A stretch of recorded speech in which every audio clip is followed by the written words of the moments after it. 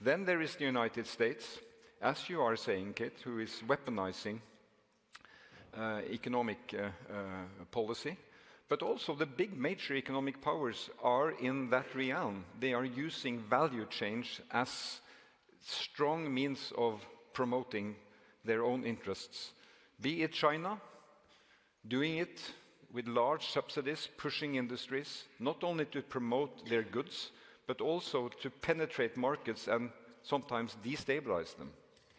And the fact that we have experienced from a lead ally the reintroduction of tariffs, which runs counter to what we have experienced since late 40s of tariffs being built down. So one thing is building tariffs up as a means of rebalancing trade. I think most economists will question, in the big scheme, whether that really works. But what we experienced 2 weeks ago, when the US used tariffs against allies as a political means to force through the perspective on Greenland, which in itself, wanting to grab land from another land inside an alliance, illustrates how this is changing. I could go on, because there are many such examples. The world order is not breaking down completely as some kind of, back to the rebels. And there are good reasons that part of that world order should change, I would say. If you come from the south, how can you really explain that you have a UN Security Council composed of the members who came victorious out of the Second World War? If you are India, the world's most populous country, and say that that is right. Africa not represented, Latin America not represented. So we have to be also, I think, from the West with our values, focused on the fact that there needs to be change. And I share the view of my Finnish colleague, the President of Finland, who says that, in the perspective of value-based pragmatism, we in the West have to listen to the South and their legitimate concerns, be it on trade, be it on influence, be it on participation. And this is our moment where we have to be much more attentive to this, I believe. So where is Norway in this shifting environment? Of course, there is a long story to be told. But for me, and I can use this expression of being value-based pragmatists, we have to protect the values that we really cherish about democracy and freedom and human rights, and rules where they apply. And they apply in many contexts.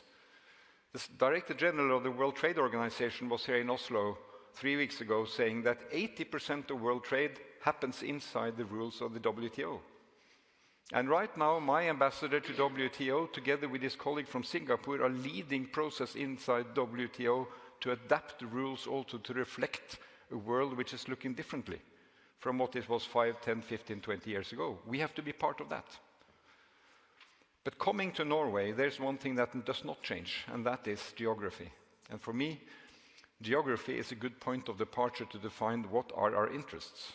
What is our vulnerability? What is our opportunity? And the fact that Norway has the world's second largest coastline matters. The fact that we have 7 times more economic zone and seabed than land matters. The fact that we provide 1/3 of Europe's gas and almost 40% of UK gas, important part of Polish independence on gas, matters. The fact that we have critical raw materials that are important to the value chains which are now have to be defended against the attacks from states matters. The fact that we are developing space activities from the northern part of Norway because we are up north matters. And I really appreciate that the High Representative, Kaja Kallas, my friend, is going up to Tromsø today to take part in Arctic Frontiers. That is really valued. So how do we respond to this world changing? 2 points.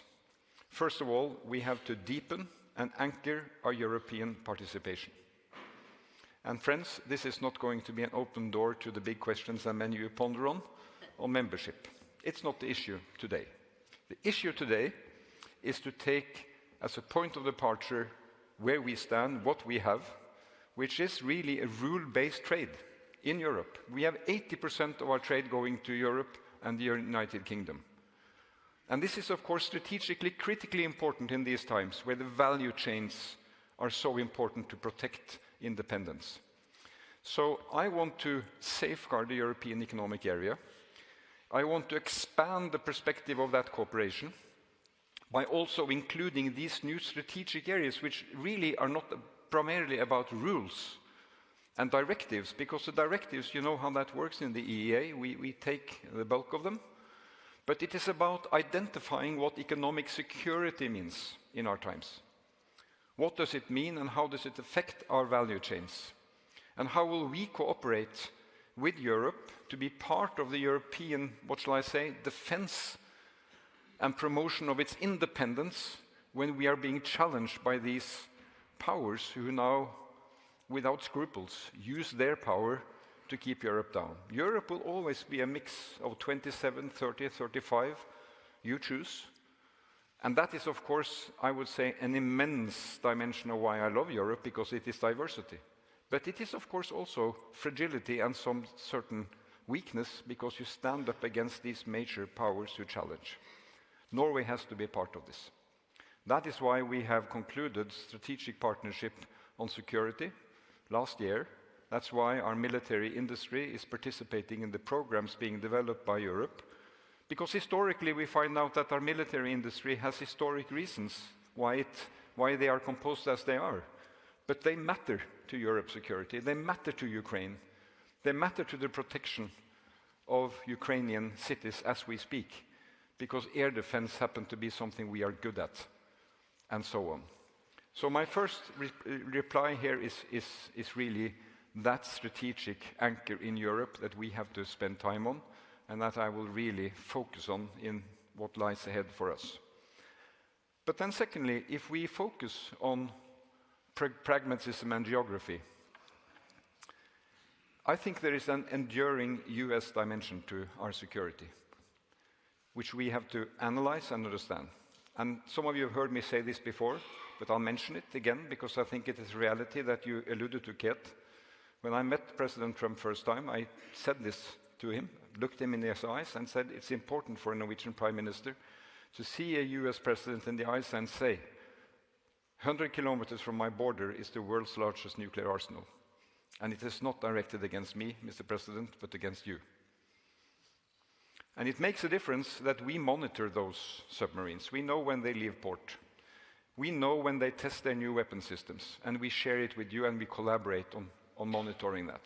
And that is why I just have to say it rings completely false when the American president stands in Davos saying that we have given everything to NATO and NATO gives nothing in return. It is wrong. It's plain wrong. And I think a big part of the US knows that, because it matters every day, every hour. The collective security is not a charity. It is made out of self-interest. So for Norway's security, on this hard-nosed geographic reality, the following matters. We will strengthen our own defense, which means that in the coming years we will have to explain to many sectors of Norwegian society there will be less more in your area, because there has to be more on strengthening our defense, rebuilding our naval defense, and most sectors of our defense. That is a collective domestic security obligation. Secondly, we will rely on allies and alliances. An alliance, so the NATO alliance, which I think is in really good focused shape on the north. We have really modernized the regional plans. 4,000 pages that are brought to the table of leaders in Washington and The Hague. All 5 Nordic countries, members of NATO, all 5 under the command in Norfolk. We know how to do the collective collaboration on defense in the north. A month from now, we will have 25,000 troops exercising in northern Norway, northern Finland. And the 2 largest delegations there I saw was the French and the US. 4,000 to 5,000 troops each. And again, this is not charity. This is out of a mutual interest. We will preserve that. We will look after that. And we will remind our American partners about it. And if there's one trait over this last year, when the MAGA movement is moving this way, if anything, that collaboration in the north has become deeper and closer. Again, because I think deep down it really matters. But this is not enough for our security. Of course, the European dimension of this part of security is also vital. And that is also why we have a clear strategy from the Norwegian government to do our version of what it means that Europe has to step up. It is only logical. It's not because of Trump. I mean, he put pressure on it, but this has been the theme of US presidents in my lifetime, that Europe has to do more, has to pay for more. And we have to do more wisely. We should not do more one after one after one, but we have to do it in a coordinated way with capabilities, so we don't all buy the same things. You know, Norway, Sweden, and Finland have 250 fighter jets. And they will now exercise and work in a much more integrated way, and they are a formidable force of deterrence. So we will do our part in spending on defense. We will aim to spend wisely at defense, so it really fits into these regional plans. But then we will do more. We will deepen strategically our cooperation with the lead European partners, with the United Kingdom. Don't forget, friends, EU is critical for our security. But EU member states represent 20% of NATO's military capacity. 80% is non-EU. US, Canada, Turkey, UK, Norway. So when we buy our frigates from the United Kingdom, it is more than the purchase. This is about integration of our naval defense. In crisis, basically, these will be very, very closely working together. So when we buy our submarines from Germany and our tanks from Germany, it is also a deep industrial integration in security terms with Germany. And when we conclude agreements on security and partnership with France and Poland, we have other two major Northern European partners, partly in their outlook, in our pattern of agreements. And when we deepen, as ex-Prime Minister Kallas and now the High Representative knows, the joint expeditionary force between the Nordic, Baltic, UK and Netherlands, and we exercise together, it is because we are developing a Northern European dimension of security. And this has to be built further. For me, this is what I would call kind of Euro-NATO. It has to happen inside NATO, in my view, because NATO has the command structure, has the experience, has the appearance of the Americans. But we have to take more responsibility, both in the way we invest, in the way we plan, in the way we purchase, but also in the way we structure. So this is, for me, a take on what may be kind of the new normal in the world that is changing as it is. And I think, you know, we have values to defend, which I think there are millions out there in the world aspiring to those values. We should not be shy about them. And with that point of departure, I think we should also have confidence and also some degree of optimism that those values can prevail. I'm 20 seconds over time. Thank you so much. Yeah.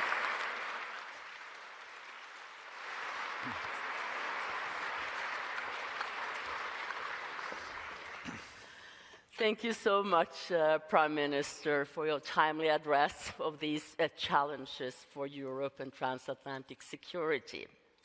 It's really great and a privilege to introduce our next panelist, the EU High Representative for Foreign Affairs and Security Policy and Vice President of the European Commission, Kaja Kallas. It's so good to have you with us. Thank you. Please give her an applause.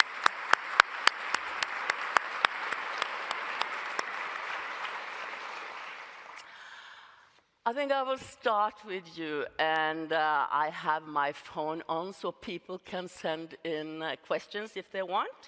Kallas, the Prime Minister talked about we are in the midst of a transition in the international system. Mark Carney called it a rupture. How do you see it? Transition or a rupture? Yeah. Well, I think I totally share what Jonas was saying, that every international big crisis is also, basis for developing international system further. If you think we had the League of Nations, then we had the Second World War, so it didn't work really. So United Nations was created. But now, as we heard, United Nations definitely is not delivering the way it should. I mean, if I go around the world, then I see that really there are a lot of countries that want the rules-based order, because majority of countries in the world are medium-sized or small countries. So for them, international order is really the thing that protects them. But if it doesn't work, then it doesn't give you the coverage. There's an argument that actually, the international rules-based order has been an illusion. It has been always law of the jungle, wherever who has the might takes what they want. But even in jungle, you have animals cooperating. Yep. And I really see that we are in this situation where we have to really develop this international law further with those countries who want the rules-based order. And what is really lacking, because all of us want that there wouldn't be any wars. So what is lacking is the UN Charter is very good. I mean, the principles there are very good, but it lacks the accountability part, really. What happens if you breach those rules? So we have the Security Council at the moment, but we have seen if a Security Council member attacks another country totally in breach of the UN Charter, then you can't really do anything. And I echo what you said. Also, it doesn't reflect the current world. So there's a lot of what we can build on, and I think we also need to use this opportunity to build further, because, like I say, the majority of countries in the world actually want the rules-based order. Sture, what we are witnessing, is it in a way driven by political personalities, or is it deeper structural changes in the overall global governance or method of governance? Well, I think this is a typical question you get at university when you study international Exactly. relations. Yeah. I remember when I studied this was a classical issue: how much does personal relations matter? Yeah. And then you may say again, that interests rule, really. But personalities also matter in the terms that, on the one hand, they may drive change, they become something new, and they become also the illustration of change.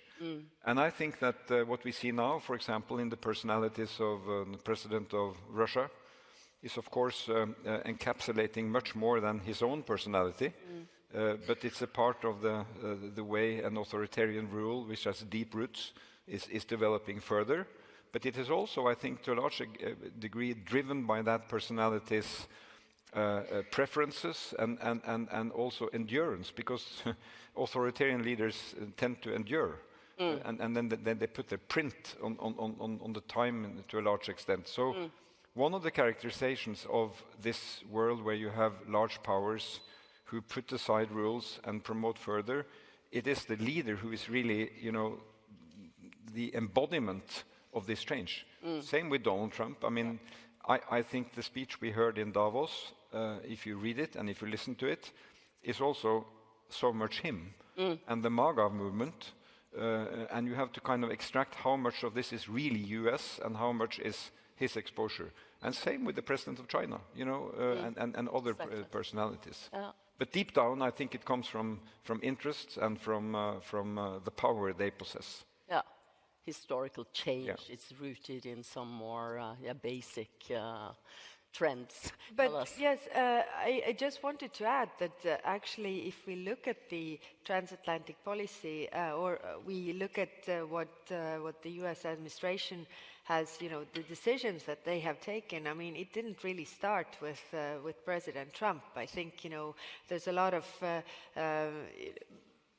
convergence with the policies of different administrations, really. So I don't think it's because it might be also easy to think that, one personality comes, there are elections, then another one. But I think it's a long-term policy that we really need to look at. And one thing that I wanted to also say is that you said that the big part of U.S. knows that we are Europe is their allies, and I saw a poll that was done in October, and that was interesting because really over 40% of Americans consider Europe their biggest ally that they can trust. Now the question to the Europeans, and that was in October. That was 14%. I think since October we have seen a lot happening, so I think it might be even lower. And now on the European side, when looking at America. And this is a problem, definitely. Exactly.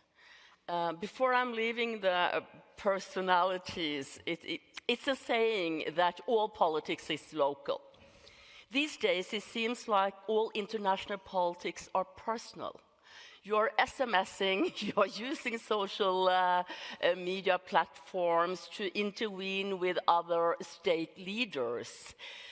Is it so? And could you reflect a little bit on what kind of new dynamism this creates in international diplomacy, that you are on the phone with state leaders almost daily?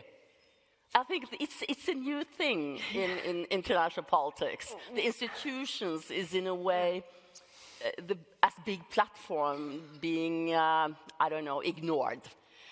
Well, I guess that all the officials around us are actually quite concerned that we are on the phone all the time or texting between each other, and they know nothing about this. So, but at the same time, I think, it really brings us closer that we are able to do this. And I think the times, are really, really rapid. Everything is happening so quickly that we also need to have the tools to, contact really quickly with the ones that we are like-minded, and of course also reach out to those who think differently. But think about it. I mean, there are many I see here in this whole experts of history. But not too long ago, the main communication was a visit. Yeah. So when there was a visit by a state leader or a foreign minister, that's when you had the communication. So institutions are just 10,000 times too slow. You can't do it that way.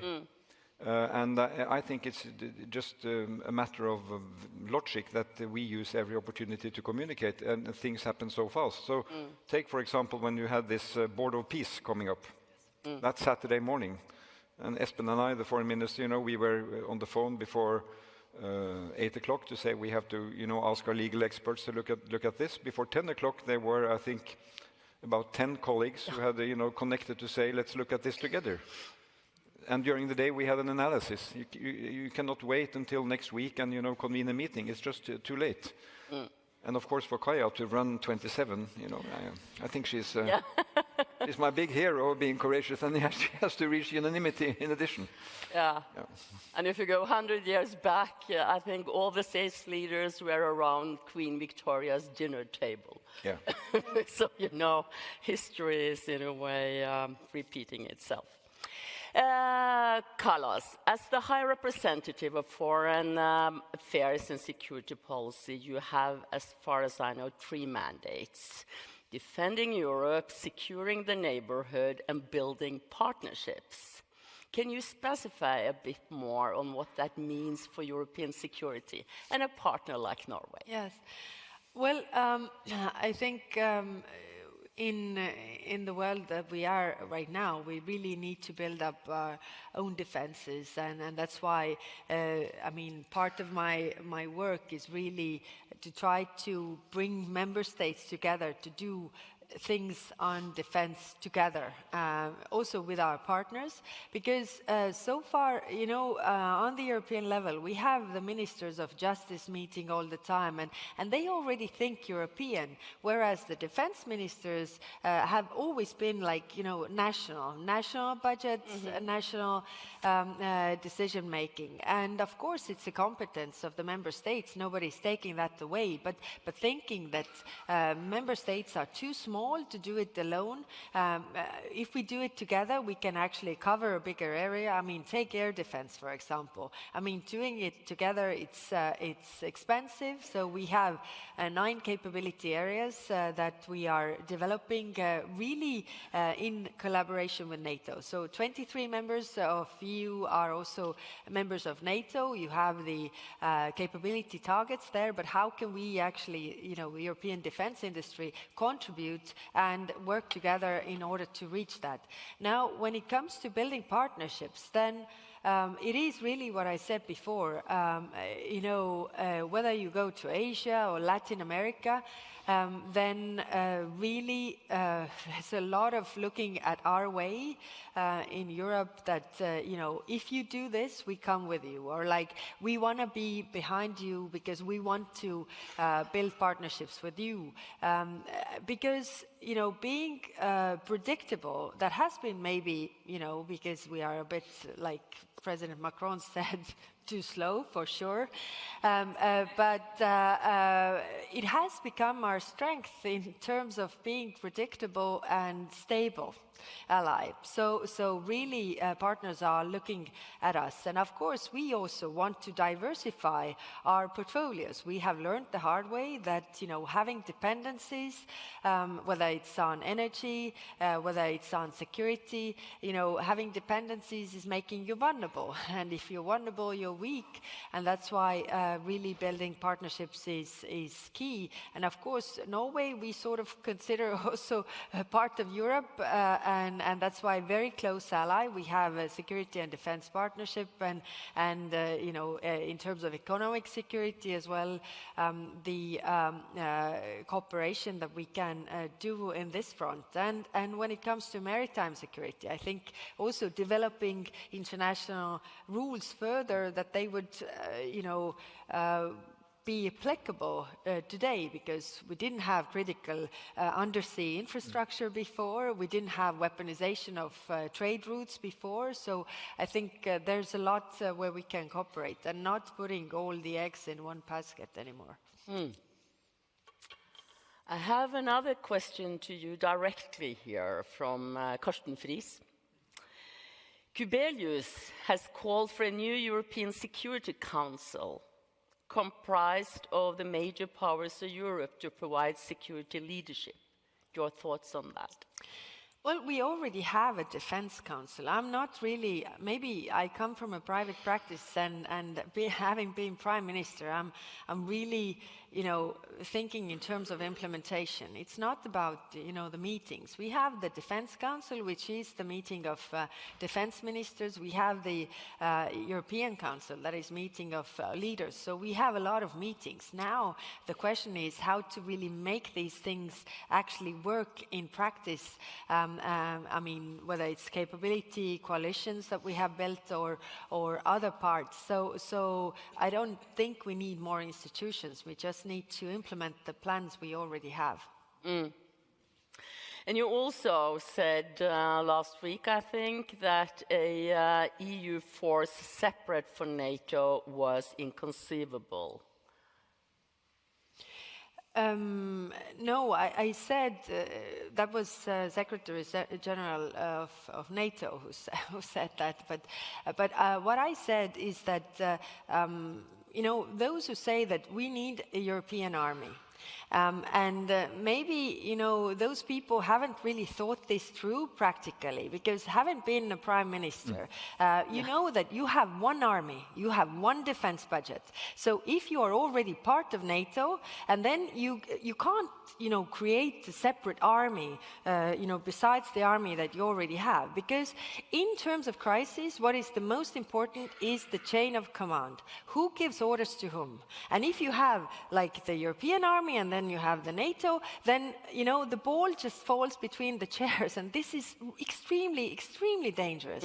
That's why I say we have to strengthen European defense, which is also part of NATO. It is really complementary to NATO. Let's not throw NATO out of the window. Sture, you said that you talked about the Euro NATO, that we have to strengthen the European pillar or the European group in NATO who has to deliver more. Is this the answer on a European? I think it's exactly what Kaja is saying, and exactly. Speaking from her experience. And I think actually those proposals that the European Union should be about defense and command structure is doing a lot of damage to the debate, because it's not the road we should travel. No. Take that away. And I think, security in Europe now, if you think about it very pragmatically, with the UK outside the EU, but still a major military power with nuclear weapons and, its capabilities. Norway, not to be shy, lying there in the north looking out security. We have to break through this, and get that into pragmatism. NATO is there with a decision-making process among allies, which is in itself complex, but it is trained to work. And as I said in my intervention, I think, we will see a deepening of perspectives and purpose of the northern European countries, which is natural. And I can understand that, for Giorgia Meloni in Italy, with her outlook, she has a different regional outlook around her. And she will have to deepen that also with countries close to her because of geography. And we will have to do something close to geography up north. So, Espen and I, when we were in government 20 years ago, we took this initiative of saying, let's bring NATO home. Because at that time, the kind of impression was that NATO commanders knew more about the mountains in Afghanistan than about the fjords of Norway. Yeah. And basically, I think that has, with history's many turns and tragedies, it has in a way succeeded that there is a focus now on defending the core territories. So I think, we have a good point of departure to this. I'll just come back to my point. When we now invest in defense to 3.5% and 5%, let us do that wisely. Because if we do it side by side, it will be waste. If we do it coordinated, it can be a formidable force of deterrence. Exactly. NATO threatens nobody, but nobody should be under the impression that they can threaten us. And NATO has one very valuable thing, and that's standardization of the forces. And I think that's very important also for the Europeans, because to have 178 different weapon systems is not going to bring us further. But there is also one request that we have as the European Union to NATO to share those standards, and information, because we can't help to our member states to develop those capabilities or do them together if we don't know everything that we need to know in this regard. And there, I think the 23 members that are members of both organizations have a particular responsibility. Yeah. And how do you see what kind of measures can be taken to improve the relationship between the EU and NATO in the years to come? Because I think that's the way to go. Yeah, the relationship between EU and NATO is very good. I mean, we are in constant contact, but the thing is that the NATO, all the members need to agree, sharing, some of the information that is, problematic for some members. If we think about, Turkey and we think about some European Union members. So we need to overcome those obstacles, because we really need to have, sharing of these things so we can help both organizations, really. But think about it, what has changed. I mean, a few years ago, NATO and the EU could not talk together. No, I mean, exactly. it was blocked. And I think it was during Jens Stoltenberg's term that, the Secretary General of NATO could meet with the President of the European Council, and you can go to each other's meetings. So there's a major progress done. So here I think, we have to be pragmatic. I think NATO really depends on European defense industry, coordinating, integrating, getting standards right, put away red tape, develop further. And let us now, again, not rule out the strong collaboration still with the United States. And I think, the thinking that, that they will leave all of this and not see it as their interest will not be the case. Yeah. And, we come from the NATO summit last year in The Hague, I think with a significant unity of purpose that it is in our interest to protect. I read your defense minister in Aftenposten a couple of days ago. He said that we have been free riders on American security for many years. And I think, but what can we do with an ally like Donald Trump, who questions NATO's willingness to defend the US, but he sends 4,000 American troops to Norway this winter to exercise on Arctic warfare, and in fact of defending us in our geography? How should Norway respond to the different signals coming from DC these days? Well, we sent per capita probably among the most to defend the US after 9/11. So, I mean, that debate we can take on different horizons. And I think, we will welcome those troops from the US at the cold response. It is very important for Norway's defense, but also Sweden and Finland and down to the Baltic Sea and our neighbors.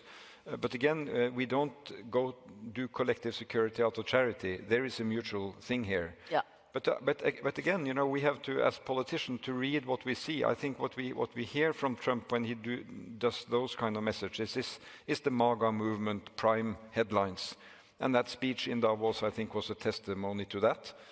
But we hear also the US speak with other messages of a different kind of nature. But obviously, I told Kaja this morning, as a former chief of staff of the World Health Organization 25 years ago, when I saw that picture last week of the US flag being taken down in front of the WHO building in Geneva, I thought, this is also very bad.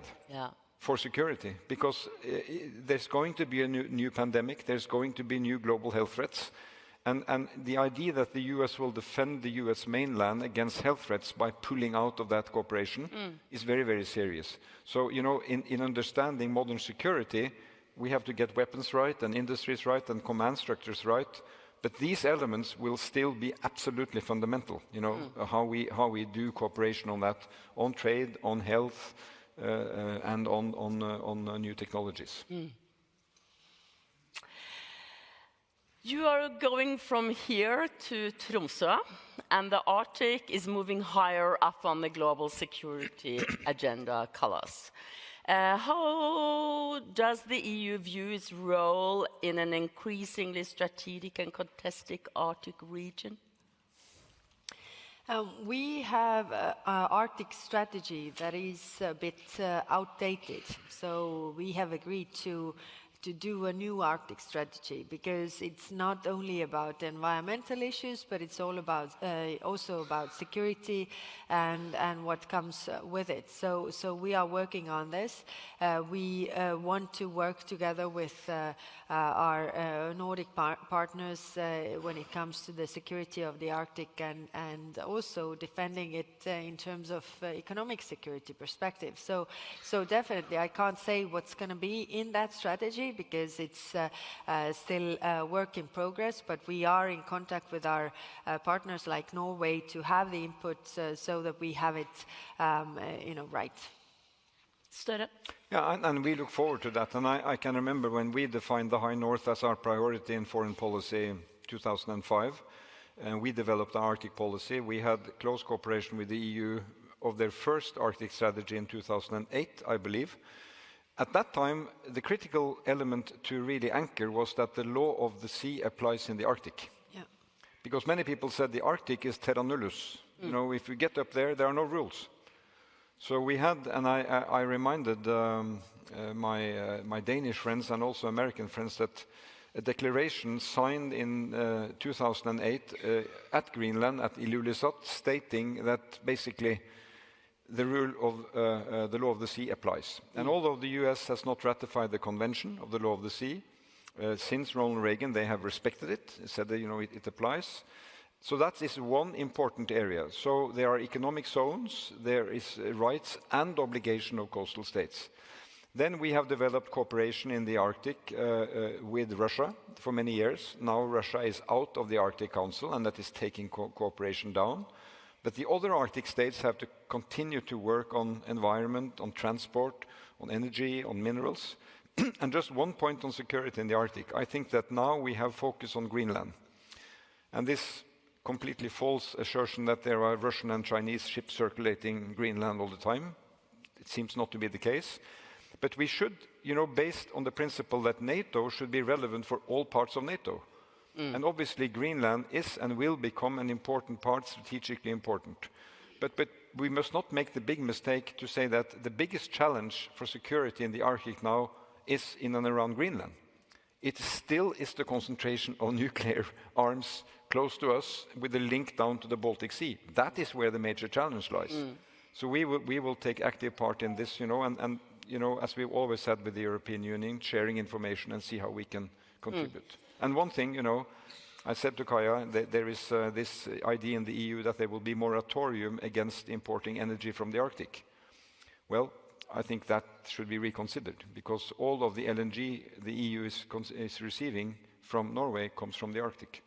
Yeah. If that were to stop tomorrow because of a moratorium, it could go somewhere else. I think that would be a shame. One question over Slido here from one anonymous questioner to the Prime Minister. Regarding the New World Order and the defense of Europe, do you consider the need to establish a Nordic nuclear deterrence? No, there I think again, if you think about the ambition of the Nordics and Scandinavians after 1945, they had ambitions in defense, in currency, in market, and on all of those areas it proved that it had to be either European or Euro-Atlantic. So for security it had to be Euro-Atlantic with NATO. With markets it ended up to be a European market, either the internal market membership or EEA. On currency, for some countries it is the euro, for the bulk of countries. And the only area where we really moved ahead as Nordics was on passport-free travel, very important in the 1950s already.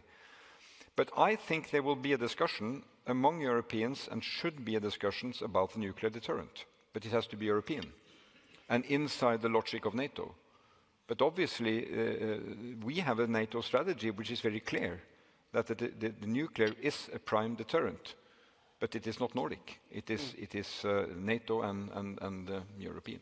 If I may add to this, this is also the sign of our times, that that we have this thinking when it comes to a lot of countries in the world, that whether we need a nuclear weapon, which is very dangerous development, because so far, it was the non-proliferation, and it was in everybody's interest, really. But now, and it started with Russia's war, because then a lot of countries saw that actually threatening with the nuclear weapon works. You get to walk away with what you want. Yeah. And okay, so there's a thinking, all those countries who have appetite for their neighbors' territories is like, okay, we should have a nuclear weapon, because then we get what we want. And all those countries who are afraid of their neighbors think that, this is the only thing that works, so we should have a nuclear weapon. And I think, in terms of the world order, this is a very dangerous development. Exactly. Time is running. I would like to end with the main security threat in Europe. That's Ukraine. It's Russia's war against Ukraine. It's going into its 5th year this February. What is the path forward for the European Union to support Ukraine? And what role can Europe play in the future of some kind of peace process? I think that so far we have been very reactive to what's coming out of Washington. Should we be more in taking an initiative? It's a terrible war. We have to end it. Well, we had this discussion in the morning as well. Now, the problem is that what we see right now is that, there has been a lot of push on Ukrainians to make very difficult concessions, which they are willing to do because they really want this war to stop. Now, this is blurring the picture from where the problem actually lies. If you think, last 100 years, Russia has attacked at least 19 countries, some as many as 3 or 4 times. None of those countries has ever attacked Russia. So the question is how we make sure that this war does not continue or go anywhere else. So we need to see concessions on the Russian side, on limitations on their military budget, on their army, all these things, or nuclear weapons. Yep. So that to take this threat really away, plus the accountability for the crimes that they have committed. Now, there's no talk about this. Now, of course, the Russians see that why should they talk to the Europeans if, talking to the Americans is delivering them the maximalist demands that they haven't even conquered militarily. So if we say that, you should talk to us because we want you to make concessions, I mean, why should they? So I think, in the peace process, we have a very clear role because what we have seen is that, you can agree whatever, but if Europe is not agreeing to this, you need Europe on board because then it also works.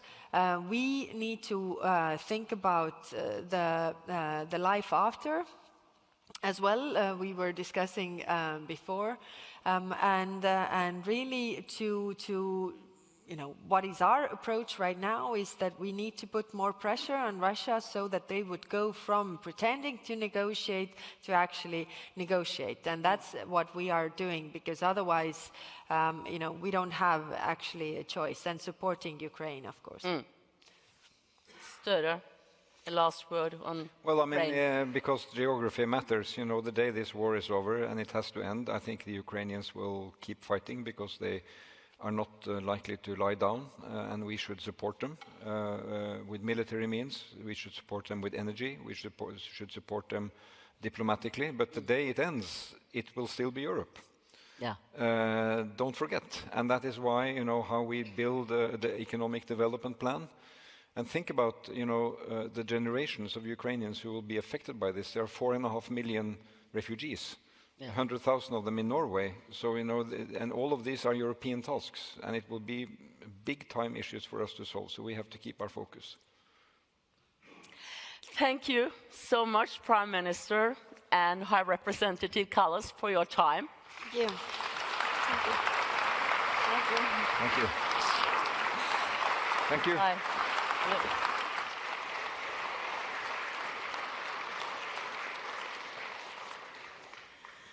And while they are leaving, it is my great pleasure to invite to the stage Deputy Secretary General of NATO, Radmila Shekerinska. Please, Shekerinska. The floor is yours. Do you want to stand there? Okay. I will join you in a minute.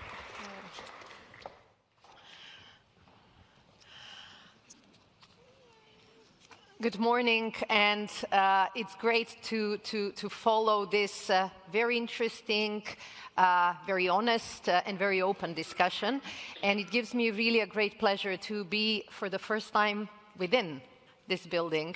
I remember visiting Norway many years ago. I was still a student, if I remember correctly.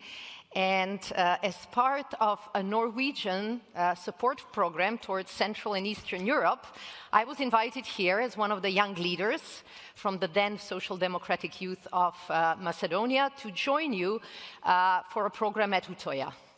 And it was a transformative experience because going through the many different elements of the Norwegian model, I have been confirmed in my views that politics can be a noble profession, that we can achieve more if we show more solidarity, if we search for the right answers to our joint problems. And I always say that it is because of Norway that I actually became involved very actively and chose politics as my profession. So in my both good and bad days in politics, and my friends here know that there are plenty of both, I do thank and blame Norway for it very often. But let me say, I was invited here to talk about one of the most important challenges and questions of today, and this is how do we see transatlantic relations in the future. And let me share, we have had the beginning of this discussion initially by the Prime Minister and the High Representative, but let me kick up the discussion with a few observations from where I stand in NATO. First, transatlantic relations were, are, and will be a result of hard work, but also shared interests and political will. And this has always been the case. Sometimes it's more visible, sometimes it's less visible, but you need all these elements to make these transatlantic relations work and be productive for all. For over 3/4 of a century, NATO has been able to provide its key goal, and this is to give security for 1 billion people across the alliance.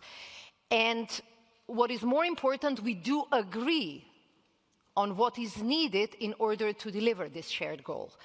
More defense investments, more defense production at a speedier scale, and also more support to Ukraine. And thank you for also raising this issue.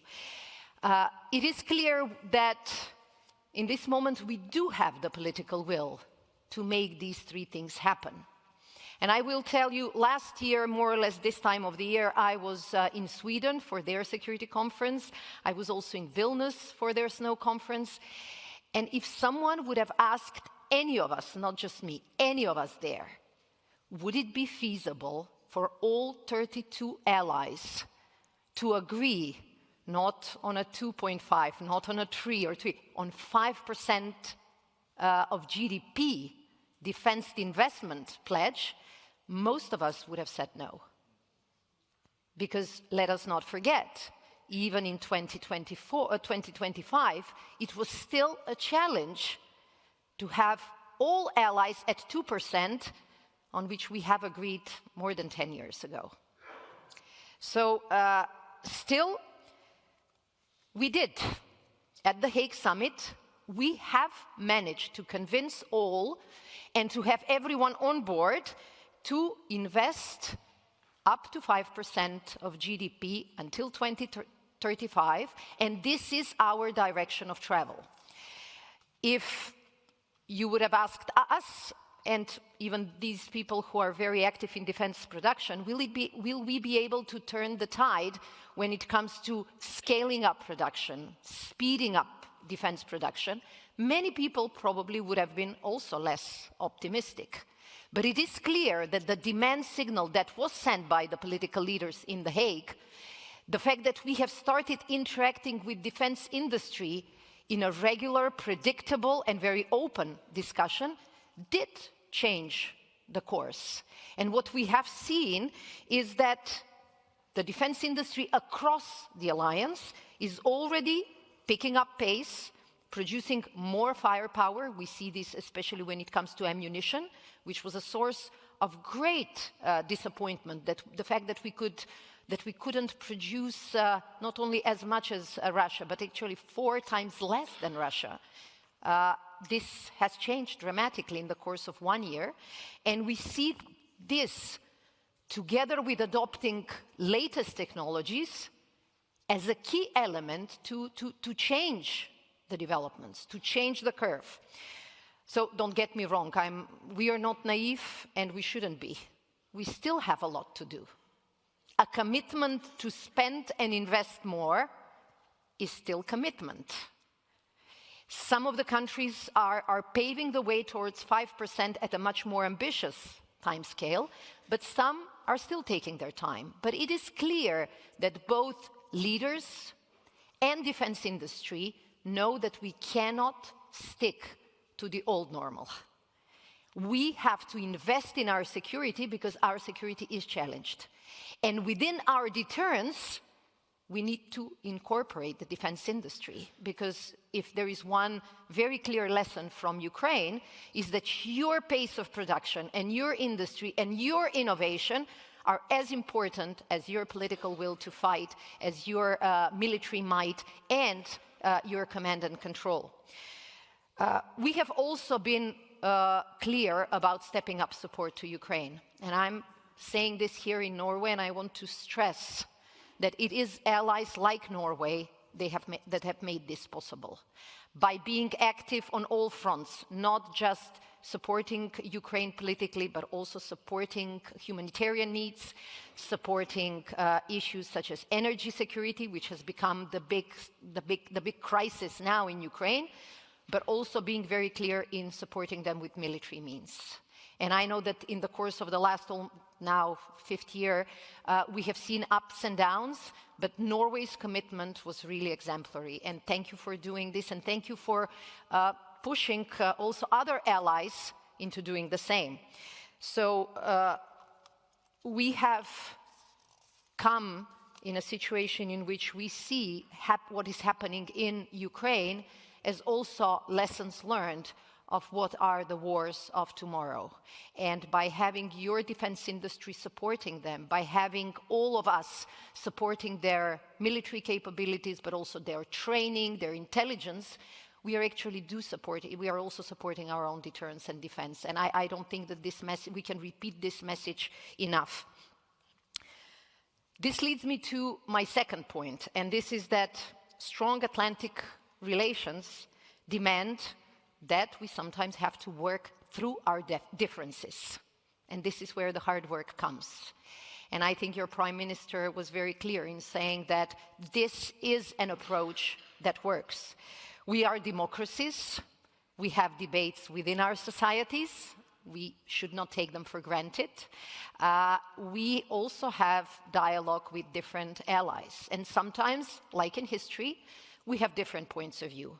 And the big advantage is that the DNA of this alliance is about discussing and finding a way out and coming up with a solution that matches our shared interests for security. So we have, as part of this also discussion lately, we have come up with a U-turn when it comes to Arctic security. And several things were already mentioned, but I will just add that it was through the intelligence and the information from allies such as Norway, we have seen that across the Arctic we do see more interest and more presence by Russia. They have created their Arctic command. They have reopened some old military sites. They are creating new ones, basically deep water ports, but also airfields. They're testing their novel weapons in the Arctic. And this calls for our attention. And it became clear that it was not only Norway, and it was not just our Arctic allies that have the interest to preserve security, stability, and cooperation in the High North. It is in the interest of all NATO allies. And this is why we have agreed that we will do more, without focusing on just one part of the Arctic, but really looking at the Arctic as an area where we have to be strategically present and we have to protect our interests. And we have seen that allies are procuring more capabilities that are appropriate for our presence in the High North. Our troops are exercising in Arctic condition, and this is where Norway comes as a leader. So last October, we opened a new center in Barth that focuses on these issues, and with the exercise this March, this will be a very clear signal, not only of your contributions, of the importance of the Arctic, but as was mentioned, the importance of transatlantic unity. So transatlantic relations may be tested, and they are always tested, but we always come up with the alliance being stronger. Which brings me to my third and final observation, that the bond between Europe and North America remains the only really winning way in developing our security in a more dangerous and less predictable world. US security, US troops, US military might is indispensable for European security, but it goes both ways. It is also what Europeans, what we bring to the table, remains relevant from the Arctic to the Atlantic and towards US and Canada's security. So in this way, this is the bond that has kept our two continents together, and this is a bond that has made all of us more secure. For Europe and Canada to step up on defense investment is not a question of choice. It is a question of necessity. And this has been the case for quite some time. But it is true that the time when we could, some would say conveniently, give up on focusing on security and allow the US to deal with it is over. And this is a much more just and more stable arrangement in which not only US, but also Canada and European allies contribute in a meaningful way to our Euro-Atlantic security. This is why when we did our last polls, 81% of allied citizens, on average, throughout the alliance, consider the transatlantic bond as crucial for our shared security. And we have these expectations to take into account, but we also have some lessons, good and bad, from the more than 75 years of history. And this is why we do believe that, especially in challenging times, we will be able to deliver more security, but also more cooperation in a very, very hostile and unpredictable world. Thank you.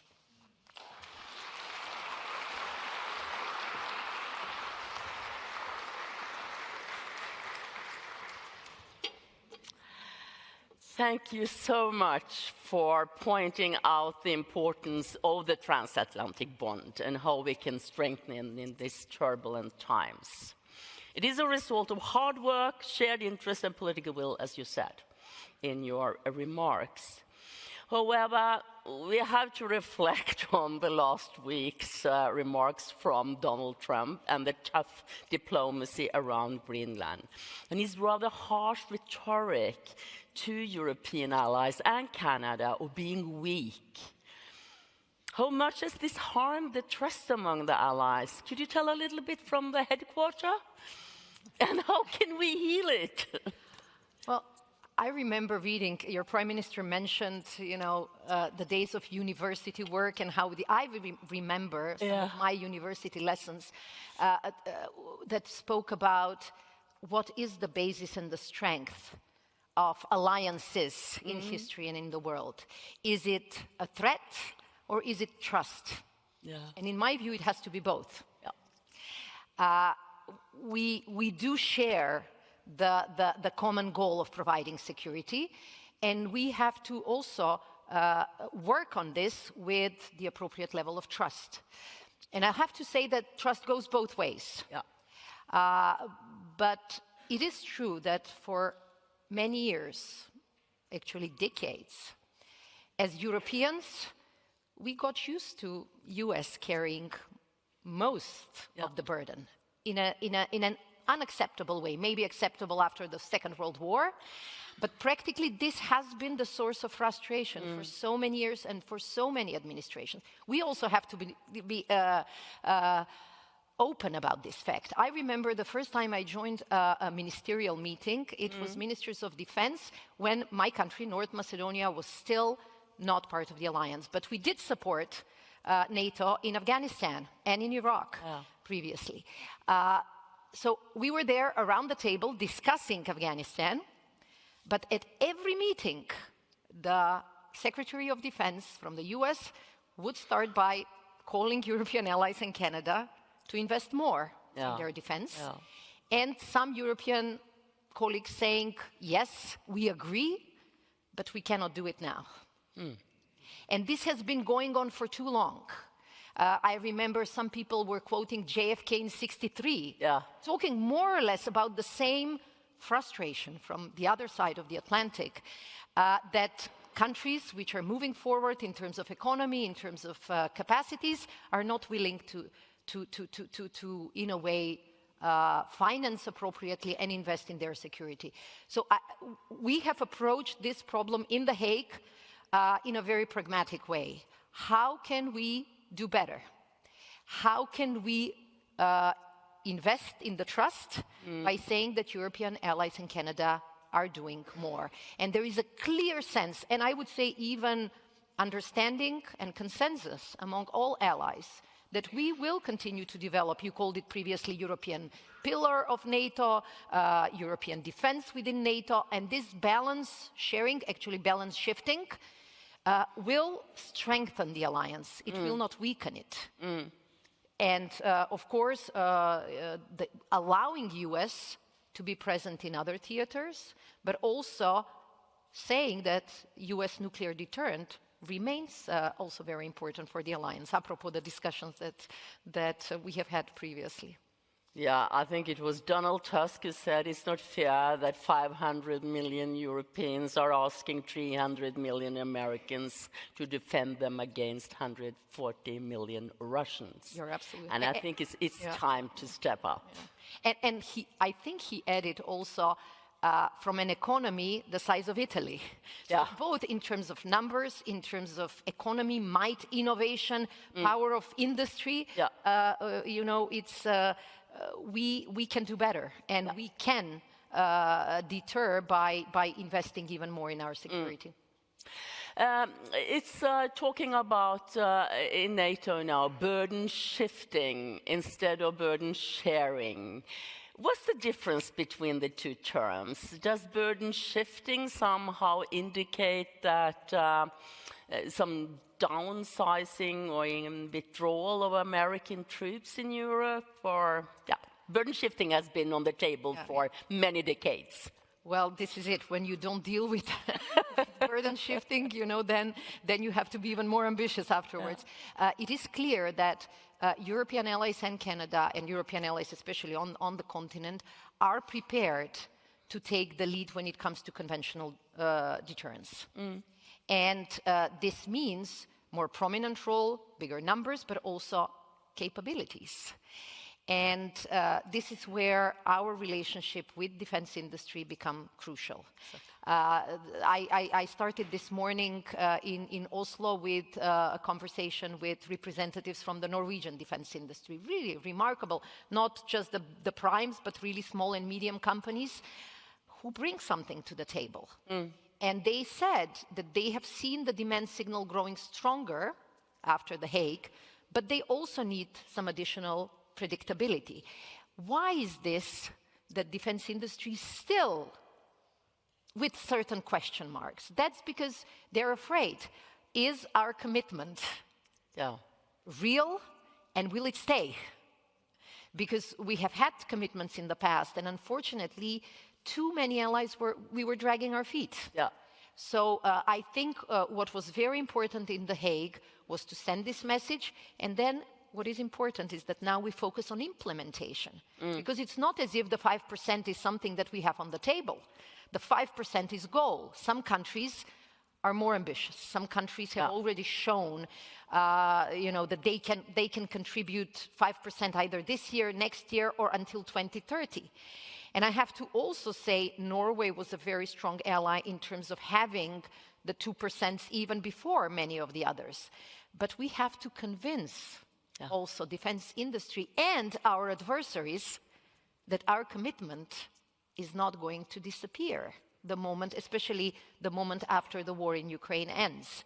Because it is a clear understanding by all our intelligence services, by all our experts, that when the war stops in Ukraine, the threat of Russia will not disappear. On the contrary, they have shown that aggression will be and will continue to be their foreign policy towards practically all their neighbors. And we have seen this when we analyze Russian economy, when we see how they're churning up military equipment. So this is why our commitment cannot be a one-time decision. It has to be a sustained effort that will strengthen us. Totally agree. You mentioned the need for NATO to step up in the Arctic. To a Norwegian and a Finn, the Arctic is part of our DNA, Prime Minister Støre and President Alexander Stubb wrote in Financial Times, I think it was last week. And in the last year, the NATO profile in the Arctic is already enhanced due to updated regional plans and command structure, as well as Finnish and Swedish NATO membership. So what more could you do, or should NATO do, without diverting critical resources from other key priorities, as Ukraine? Well, you're absolutely right that for you, Arctic was never too high or too north. We live there. and we have always counted on Norway to be our eyes and ears when it comes to this region. But it is true that there was hesitation, on behalf of even Arctic nations, on how should NATO be involved. It was predominantly seen more as a national exercise, national responsibility. This thinking has changed. And what we have seen because of Russian presence, because of Russian activities there, is that we have to be more united and we have to have a more coordinated response there. 7 out of 8 Arctic nations in the world are NATO allies. Okay. So it is our, front yard in a way. And what is necessary, of course, is for us to have not only more knowledge, more situational awareness, but also more presence and more capabilities. And the whole concept of the Hague commitment is not to move our capabilities around, but to increase and strengthen our capabilities. What was different was that even in our defense planning cycle, we had to adjust to looking at Arctic and Arctic capabilities as part of our planning. And the fact that now these countries are part of Norfolk Joint Command responsibility will be extremely helpful. But the idea is not to weaken our defenses elsewhere, but actually to bring more capabilities to the table, and it's definitely capabilities that you don't need elsewhere. I mean, these are all more specialized capabilities, more specialized military exercises, and this is why actually our Arctic allies are a huge resource. Living and fighting in this environment is a completely different ballgame, I was told. And after walking in Oslo, which is probably a very, very mild version of this, I can understand. Yes, almost no snow these days. Yes. But we have to end by talking a little bit about the agenda for the upcoming Ankara summit of NATO this summer. The allies will meet again, and will it be assessment of how far you have, we have reached the commitments from Hague? What other topics will be on the agenda, do you know?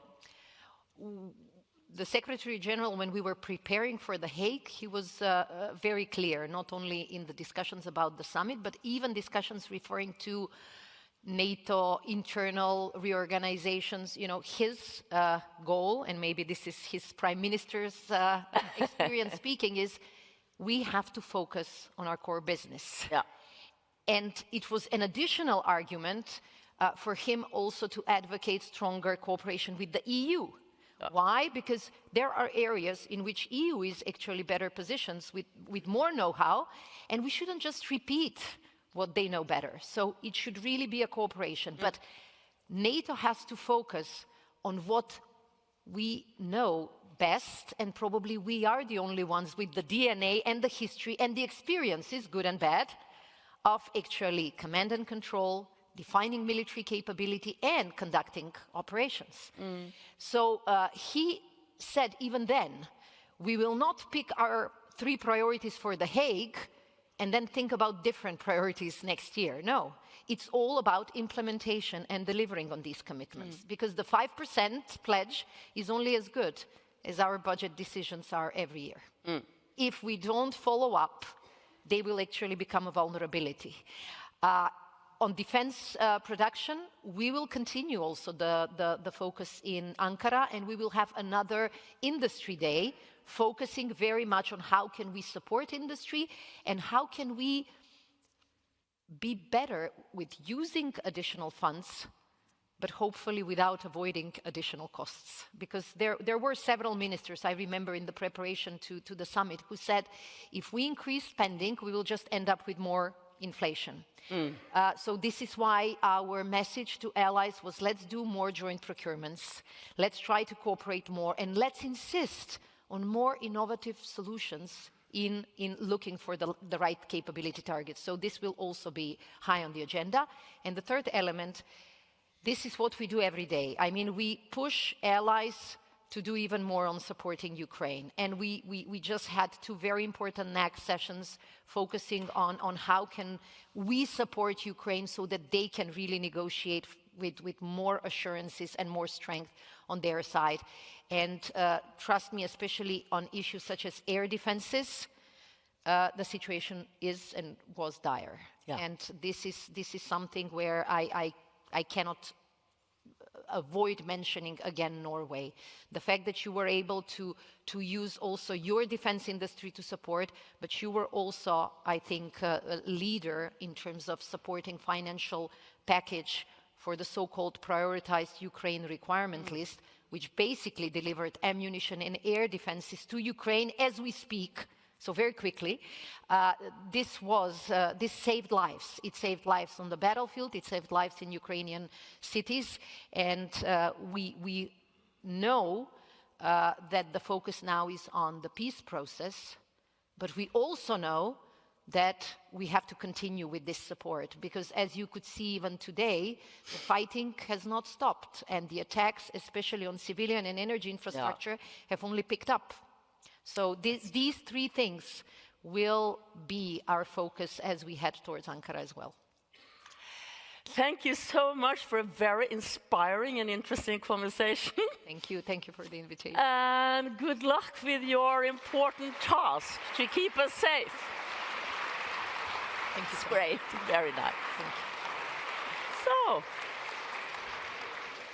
So we will now have a short break, 15 minutes, so a leg stretch, before we go back and listen to an expert panel on the MAGA world order. Please be back in 15 minutes.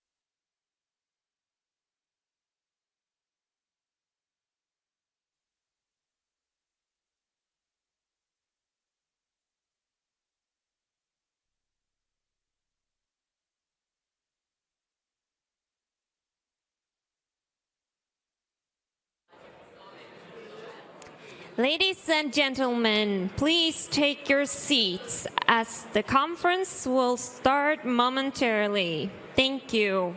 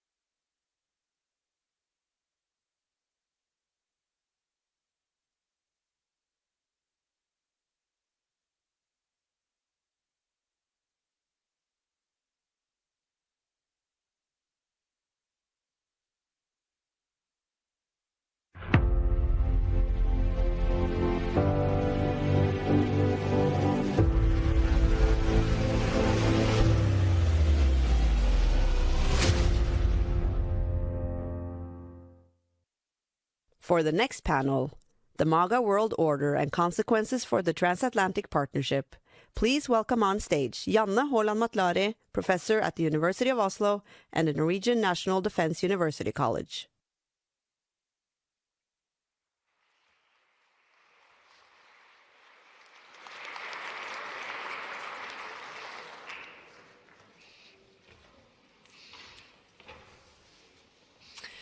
Thank you very much, and happy to be here.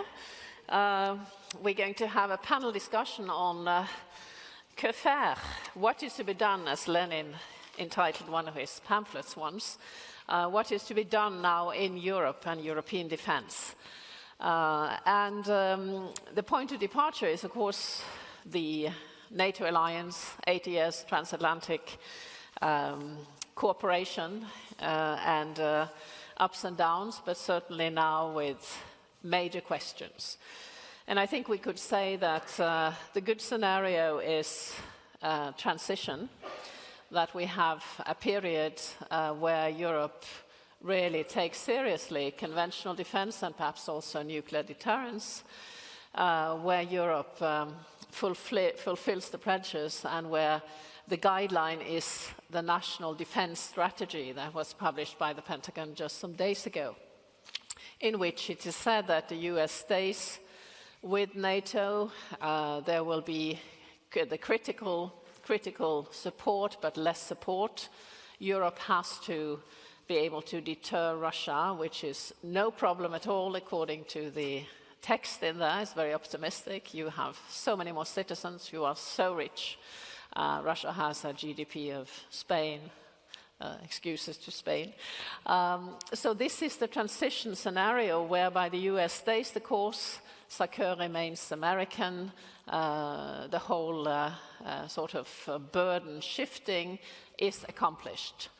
But then there is, of course, a rupture scenario which is lurking behind this, in which the commander-in-chief, the president, decides to maybe do a second round of Greenland expansionism or some other venture which makes it imperative that Europeans say, no, we cannot abide by this, we cannot swallow this, we cannot pretend that nothing has happened.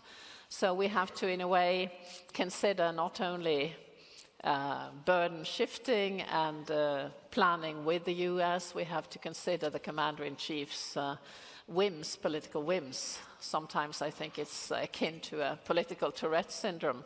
Something just comes that is completely unexpected. So clearly we can't be naive in Europe and say everything will be plain sailing. So what I want my panel to comment on is exactly what should Europe do now? What strategy should Europe adopt?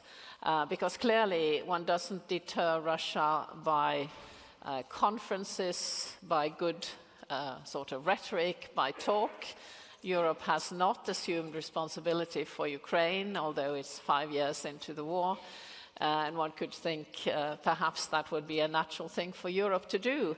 It's a war in the middle of Europe. Why hasn't Europe assumed responsibility for that? And there isn't any sort of visible leadership stepping forward, despite the fact that we have French-British leadership of the coalition of the willing, Ukraine, and we have a Northern European model, perhaps, of European NATO, as was alluded to by our Prime Minister.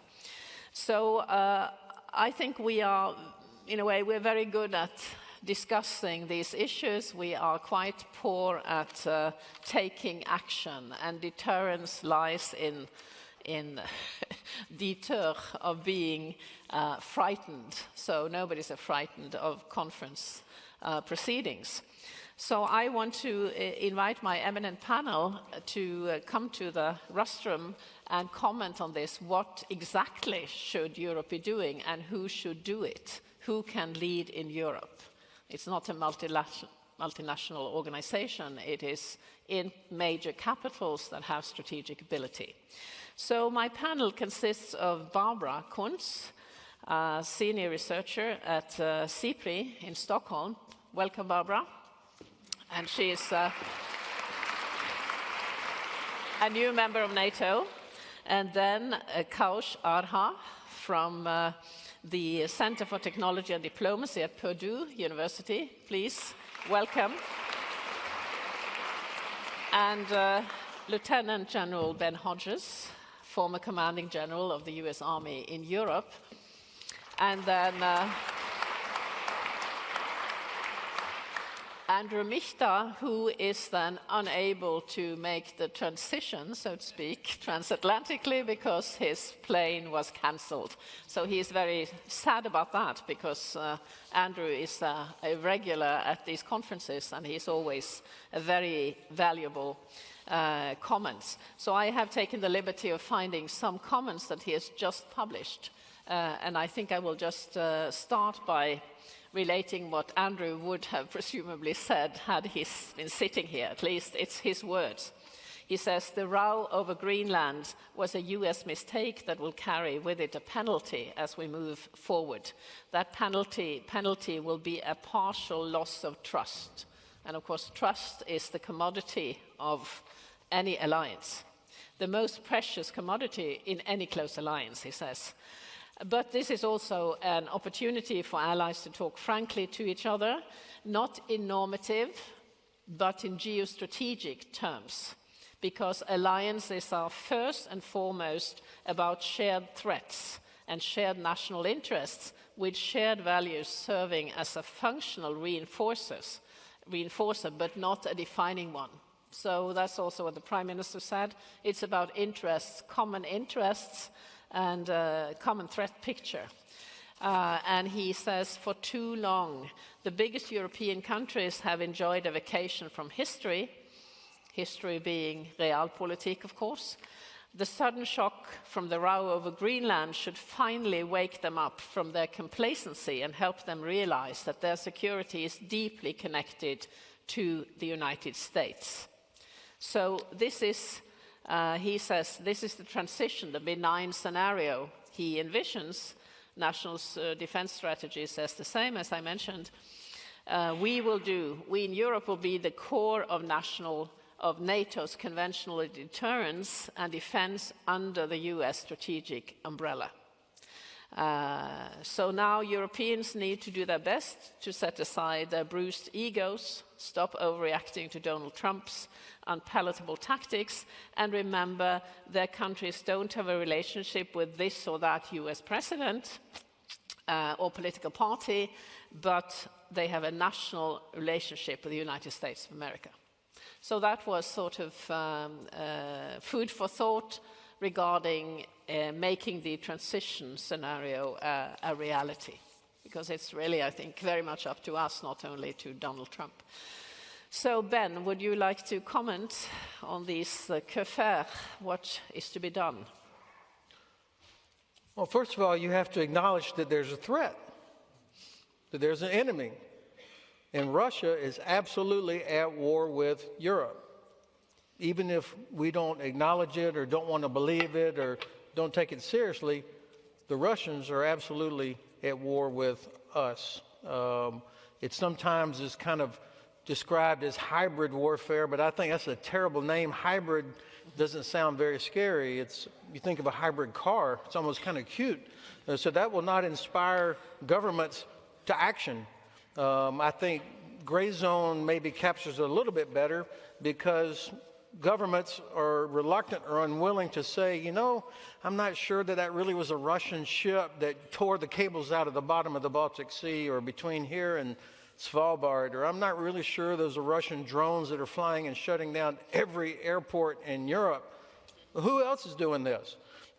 Maybe some teenagers are responsible outside some airports, but I think we're being very naive if we think that this is not the result of Russian influence and Russian design to cause us to lose trust in each other and also to distract us from supporting Ukraine, because that's what this is about. Mm-hmm. The Russians want us in all of our countries, I'm an American that lives in Germany, to please stop supporting Ukraine because those damn Russians are going to shut down Frankfurt Airport or Brussels Airport or Copenhagen Airport. And until we can act with some sort of, I keep saying we, I'm talking about the alliance, but also all the countries of Europe and North America, until we can inflict consequences on the Russians for what they're doing, it is only going to continue. Every day, ships, end-of-life vessels, according to the EU's Special Envoy for Sanctions, end-of-life vessels loaded with Russian oil and gas are heading out through the Baltic Sea, past 7 or 8 EU and NATO countries. Mm-hmm. Almost never stopped. What are we scared of? You should be scared of one of these ships having a terrible accident and dumping hundreds of millions of liters of oil on your shore. That should worry you. Not to mention the fact that the money they get for that oil goes to pay for their war against Ukraine, which is why there are 4.5 million Ukrainian refugees in Europe now, and it will only get worse if Ukraine fails. So what should Europe be doing? Number one, help Ukraine. That's the best way to protect Europe, is make sure that Ukraine continues what it's doing so they can defeat Russia. The second thing, this is probably the only time I've ever agreed with my president, Europe absolutely can defend yourself. Please stop whining. I mean, you were Vikings, for God's sake. Why is there so much whinging about, if the U.S. leave, what are we going to do? Come on. I mean, seriously, Ukraine, with very little help, has stopped Russia for 12 years, not 4 years, Kate. 12 years this war has been going on. Ukraine has stopped them. What is Europe? Why are we so scared that please don't let the U.S. leave? Please stand up to my president. Hold us accountable. Make us live up to our talking points. That's what you should be doing. Thank you very much. We could notice that 450 ships from the Shadow Fleet has passed the Norwegian coast or sailed from the north, passing our long coast last year, and we have not boarded any of them. Now I see there's a policy of boarding that is developing in, I think, UK and the US and so on. So there's a reinterpretation of the law, so to speak. It doesn't really need reinterpretation because if you're not innocent passage commercially, then there are many things you can do. So this is, I think, very opposite because we are attacked, whatever we call it, not hybrid, but we are attacked in this political warfare. That's what it is. And we are just quite reactive in this. So we're talking about conventional deterrence, but we're not trying to do anything by way of denial deterrence of these attacks, which could also lead to less of them. So what we're not doing, now we have something on what we're not doing. Mr. Rush, do you have something, some good advice for Europeans, what to do? Well, I don't get into advising Europeans what to do. I'll tell you what we Americans think, and you guys can figure it out among yourselves. Yeah. But I would start by saying, first and foremost, that I had the privilege to be in Afghanistan for 2.5 or 3 years. And it was a privilege to be with NATO allies, and the NATO allies worked and fought with us as well as anybody else. I think that needed to be said. Anybody who said anything different is wrong. And so I think that's... But having said that, I couldn't agree more with Ben, and I'm not going to be getting here and telling what Europeans ought to do, but I think it's useful to better understand America. The title of this panel is the MAGA World Order. It's an interesting term. I often am asked in my country to sit on the woke European world order as a panelist and explain to them what it is.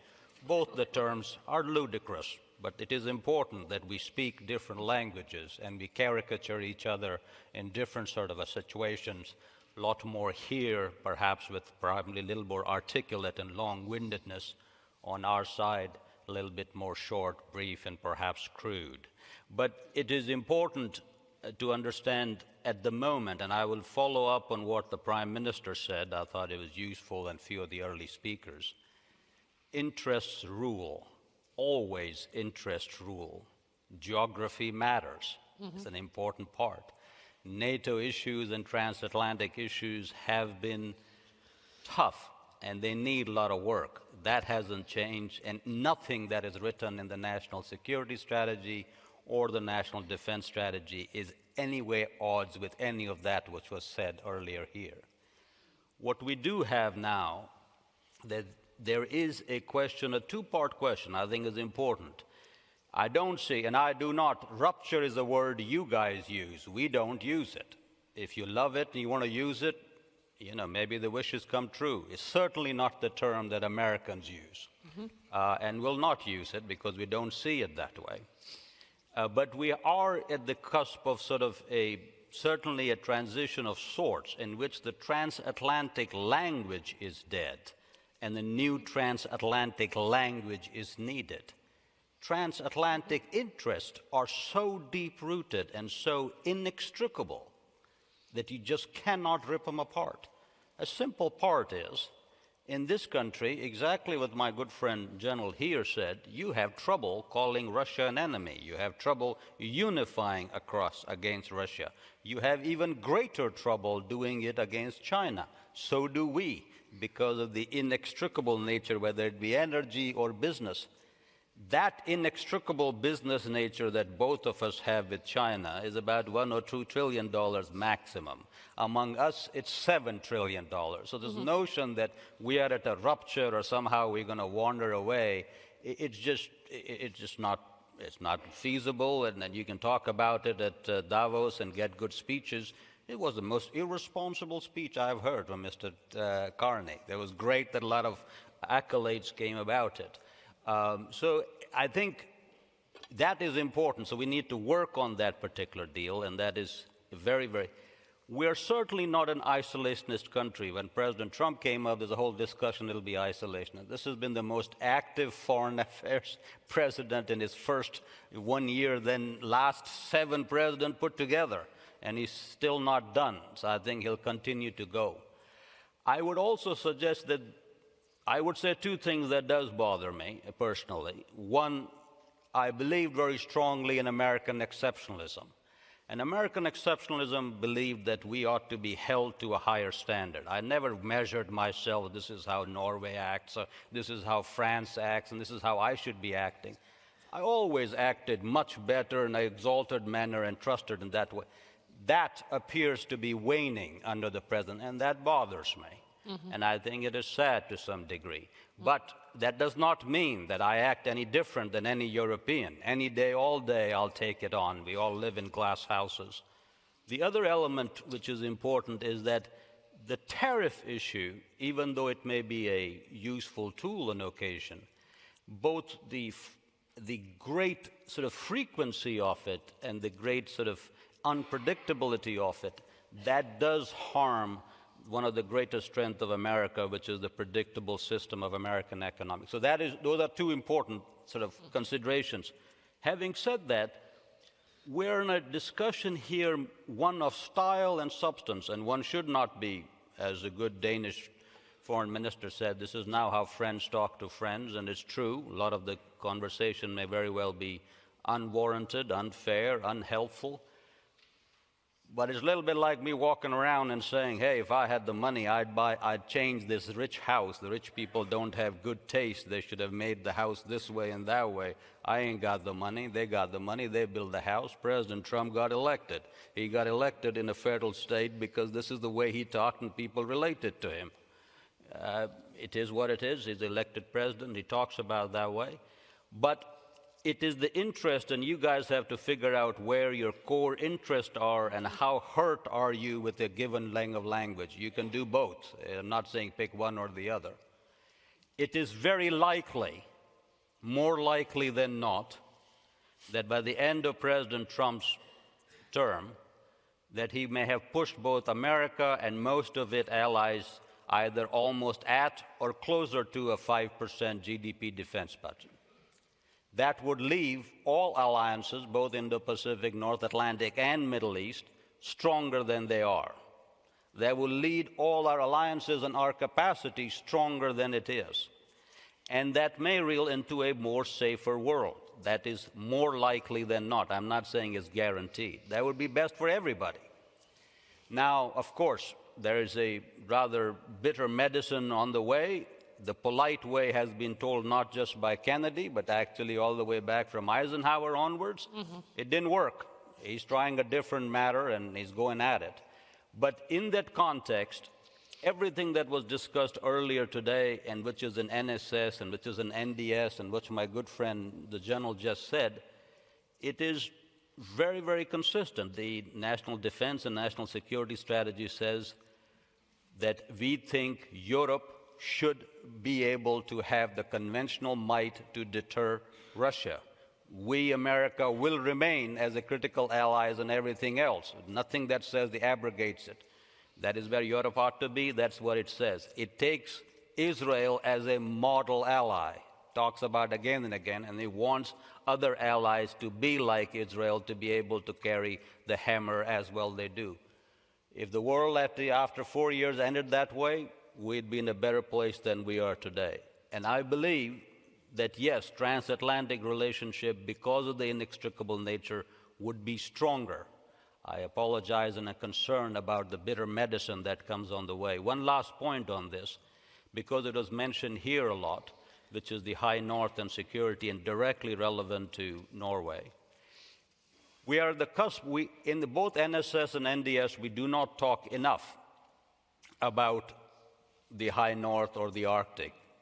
Now, this is an area that comes into all three priority theaters in both the documents.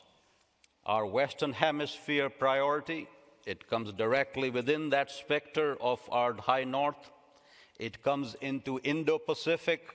It goes up into the high north. And certainly, making Europe great or stronger comes in. So they all come together in the high north.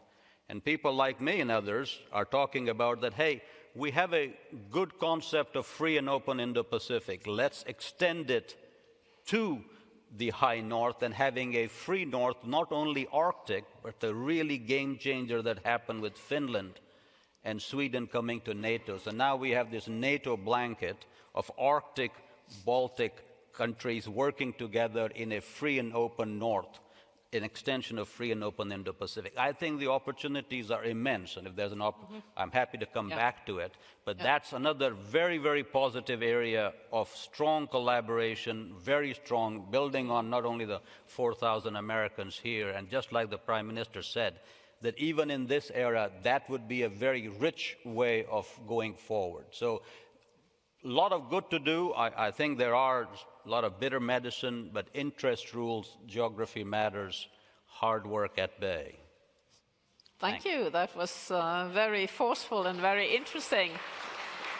And I think we should remember, you mentioned Eisenhower, who said in 1951 that if there are American soldiers in Europe in 10 years' time, this NATO experiment is sort of a fiasco.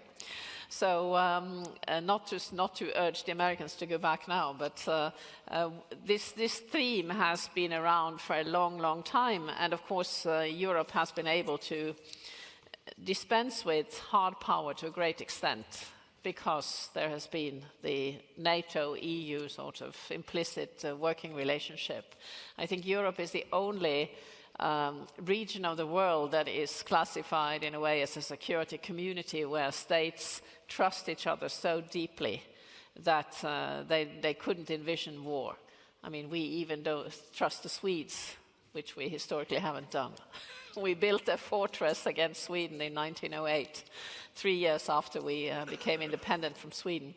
So this is something to, in a way, Europe has been so fortunate for such a very long time, not having to think about interests and defense of national territory. But now we have a new member of NATO, Barbara, not personal member, but Sweden is a member. What are your comments on this? I have a lot of comments, and I'm fortunate enough I'm actually born NATO member, though not personal. I think what might be a good starting point for this conversation is the observation that Europe has traditionally been extremely bad at interpreting the United States and reading developments inside the United States. And the level of surprise we see in some quarters now is really an illustration for that. That said, it is also extremely difficult to predict where the United States is headed right now.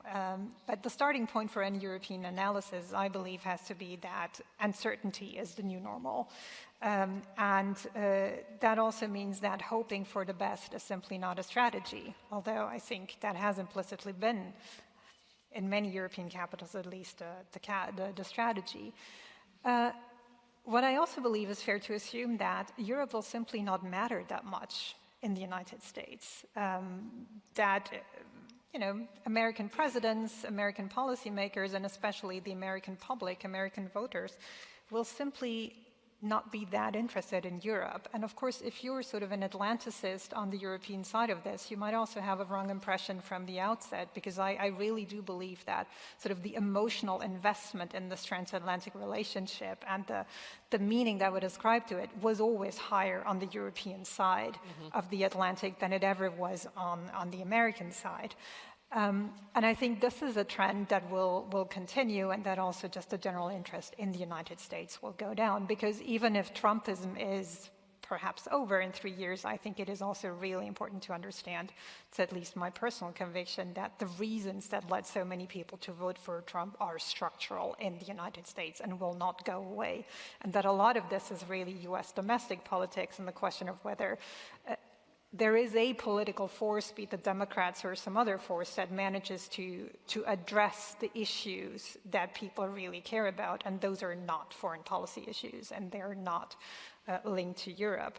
And I think Europe being less important in the United States is good and bad from a European vantage point. It is obviously good in the sense that I don't believe that this current narrative of the EU as the main enemy that needs to be destroyed and where all evil comes from, this is not going to fly, because again, I really don't see sort of the average American voter care so much about. The danger with this narrative is more like, what are European populists going to do with this, picking it up in European elections and so on. So in that sense, I do believe that this is a very dangerous narrative, but the danger comes from elsewhere.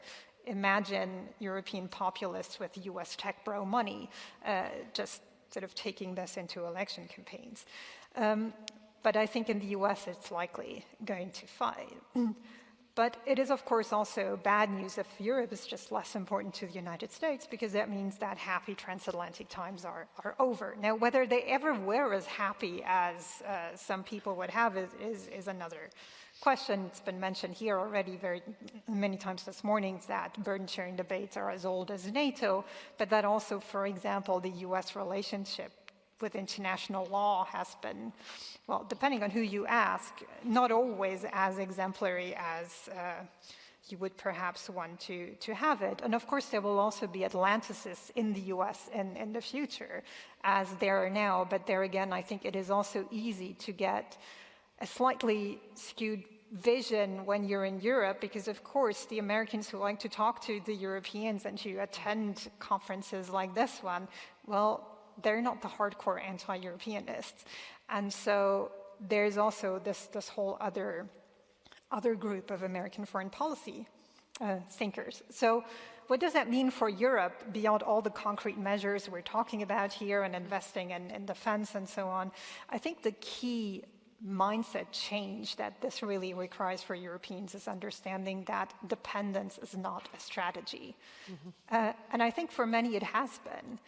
If you look back at all these discussions we've had here in Europe, European strategic autonomy, and in many ways, although it was never really framed that way, a lot of these debates were actually about causality behind US engagement in Europe.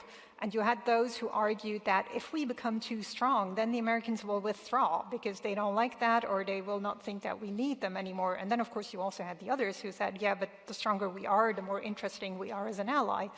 But there was never an answer provided to that disagreement on what is it that keeps the American in. And, of course, the Americans have also not really been helpful in answering that question, because the messages have been very contradictory. Like, do more, be stronger, but don't strengthen your defense industry. Don't become too independent. Don't do this, don't do that. So it also sort of, the Europeans could never find an answer to these questions from Washington. And not what, if there is something positive coming out of the current situation, it's not much positive, but if at least the mindset shift in Europe could be that, well, don't wait for the Americans to answer these questions. Just define your interest and just sort of go way beyond just saying 5% is the solution. It's really a matter of mindset. It's a matter of strategic culture. Is don't bet on dependence to maintain the transatlantic relationship. And just to end on something a little more positive, I've always struggled to understand why dependence would be the one factor that keeps the relationship across the Atlantic strong. I mean, I maybe sound like a feminist marriage advisor, but aren't the best relationships the ones that both sides want to be in, and not one side is in because it doesn't have another choice? And so I think if that's where we can get sort of as a European mindset, then there's actually something positive that comes out of the MAGA world order. Thank you. That was very refreshing. Very interesting.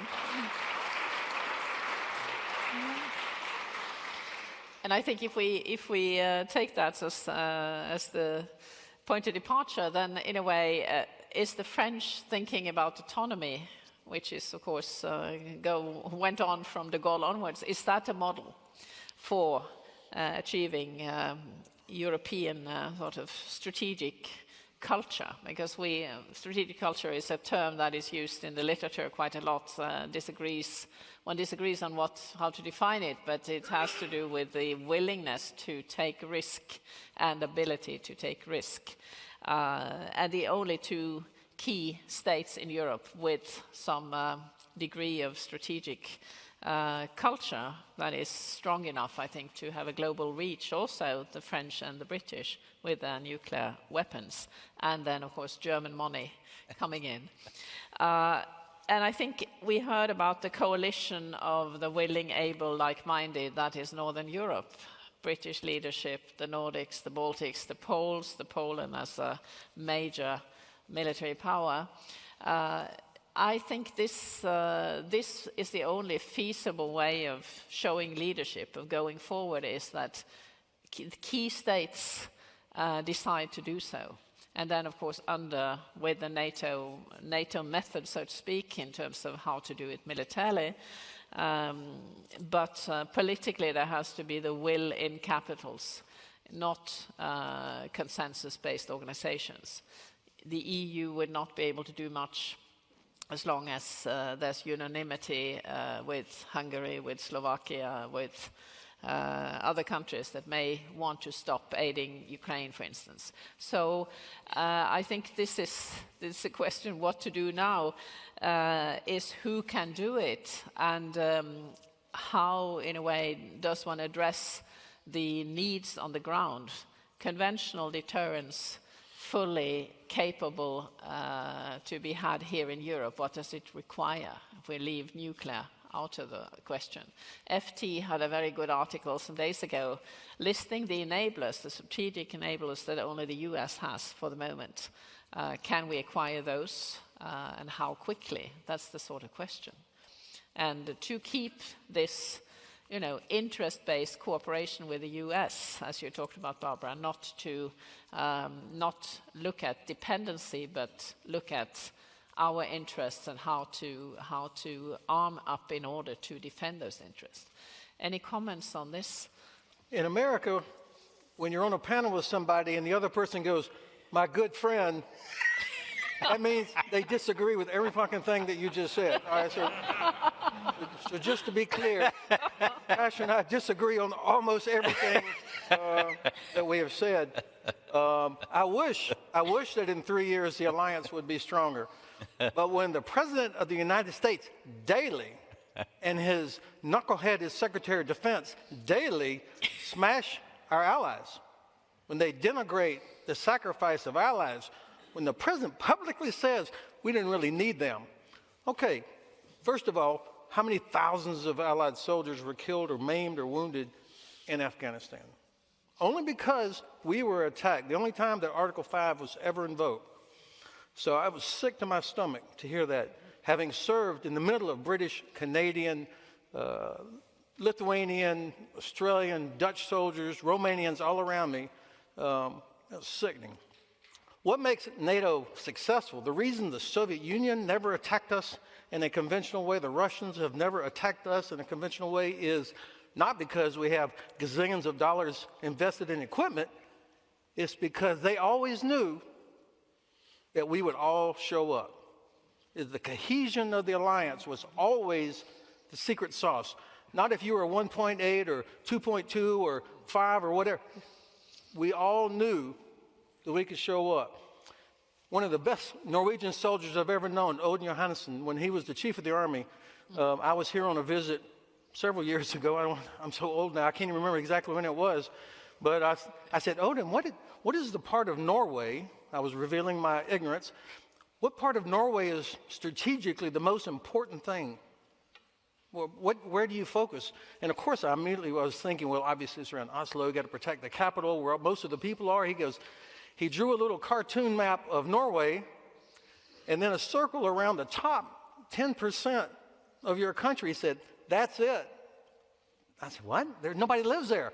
He said, if the Russians ever captured that part of Norway, it would change all the calculations for the North Atlantic. It would reduce Norway's ability to monitor Soviet subs, Russian subs, but also what's coming through the North Atlantic. If the Russians got control of that with anti-ship missiles, with air defense and radar, they could disrupt everything that we, the alliance, needed to be able to do to defend ourselves. So here's a Norwegian army guy explaining brilliant maritime strategy that was not for the benefit of Norway, it was for the benefit of the alliance. That is strategic thinking. That's how our alliance works. And then my last point, what we, the United States, need from allies is not for UK, please hurry up and get to 3.5% or 5 or whatever, or for Poland. By the way, Poland, Romania, already there. And what happened to them? The U.S. announced they're going to reduce presence in Romania. So don't believe that, throwing money at the feet of the U.S. president in hopes that he'll stay involved, that doesn't work. Just like groveling does not work. This famous tanker seizure that happened a few weeks ago, I was impressed. Little tiny helicopters landing on top of a Russian flag tanker in the North Atlantic.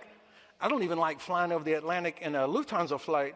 Here these guys are in helicopters in the winter landing on top of a tanker. Oh. Okay, well, they didn't fly there from North Carolina. Oh.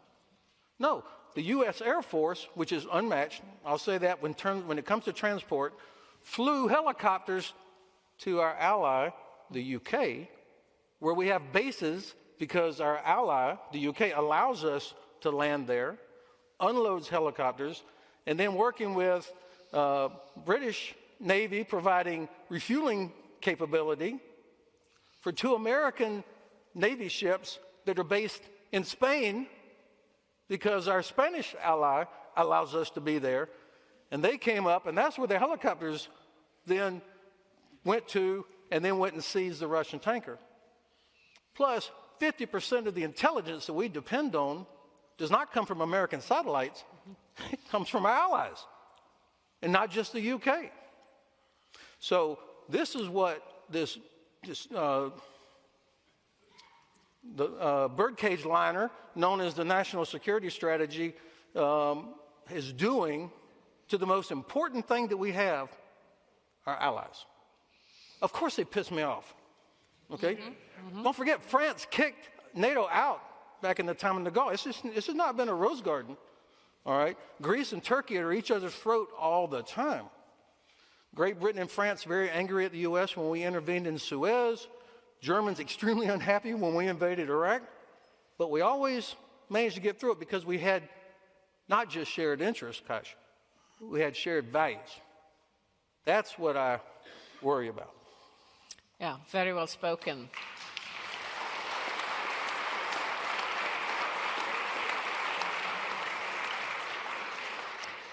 And I think the dilemma for Europe is exactly how to not only contain and deter Putin, but it's containing also Trump's sort of the commander-in-chief and then the fantastic military apparatus below him, which is commanded by him, but which behaves as normal in a wonderful way, in a way. The military cooperation with the US is excellent, continues to be so, while at the same time the man on the top has these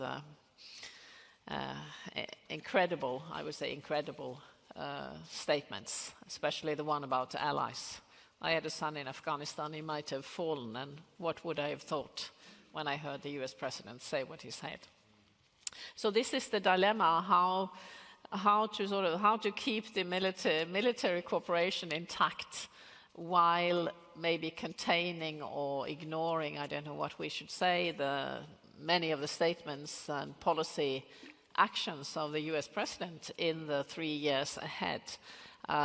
Because you said interest, Barbara, of course, if there's a new round about Greenland and sovereignty, then there will be a conflict. If there's a new stab at Canada's independence as a sovereign state, there will certainly be conflict because principles about these key issues really matter so much. Do you want to comment on in the debate here? Once again, I would agree with the importance of the alliance and its contribution with my good friend, the General. If I was sitting in my MAGA world, there would be another general who would go equally rightly say about how much America carries the burden and what happens the other side of it, which he would be right just like this general was. And I think both of them are right. Now the question still is, yes, there is hurt. It's palpable here and to my left and palpable in the room. But President Trump, again, you can go one way or the other. What can Europe do? He does appreciate, and he did appreciate by Hague and the 5% commitment. I mean, he said they didn't do it. He came out of it and said, I think they really care about it, and they are going to do it. God bless them. Yes, Romania but that is consistent with the idea that Romania can address with conventional weapons, and we will try to be more on the nuclear and the defense and the spy and the logistics side of it. So these things are not inconsistent. And yes, I think it's important to deal with it in a very importantly credible manner. Credibility of Europe is at stake, not only in Europe itself, but certainly in America and the rest of the world as well. We do work, I mean, values are important, but values oftentimes are more relevant in this discussion than they are in an electoral campaign or when hard facts are done. Interests do carry. They're two sides of the same coin. There is no reason to pitch one over the other, but interests matter. Interests are the reason why you have trouble. If values were so darn important, Ben's point should have been a really easy one, vis-a-vis calling just Russia an enemy.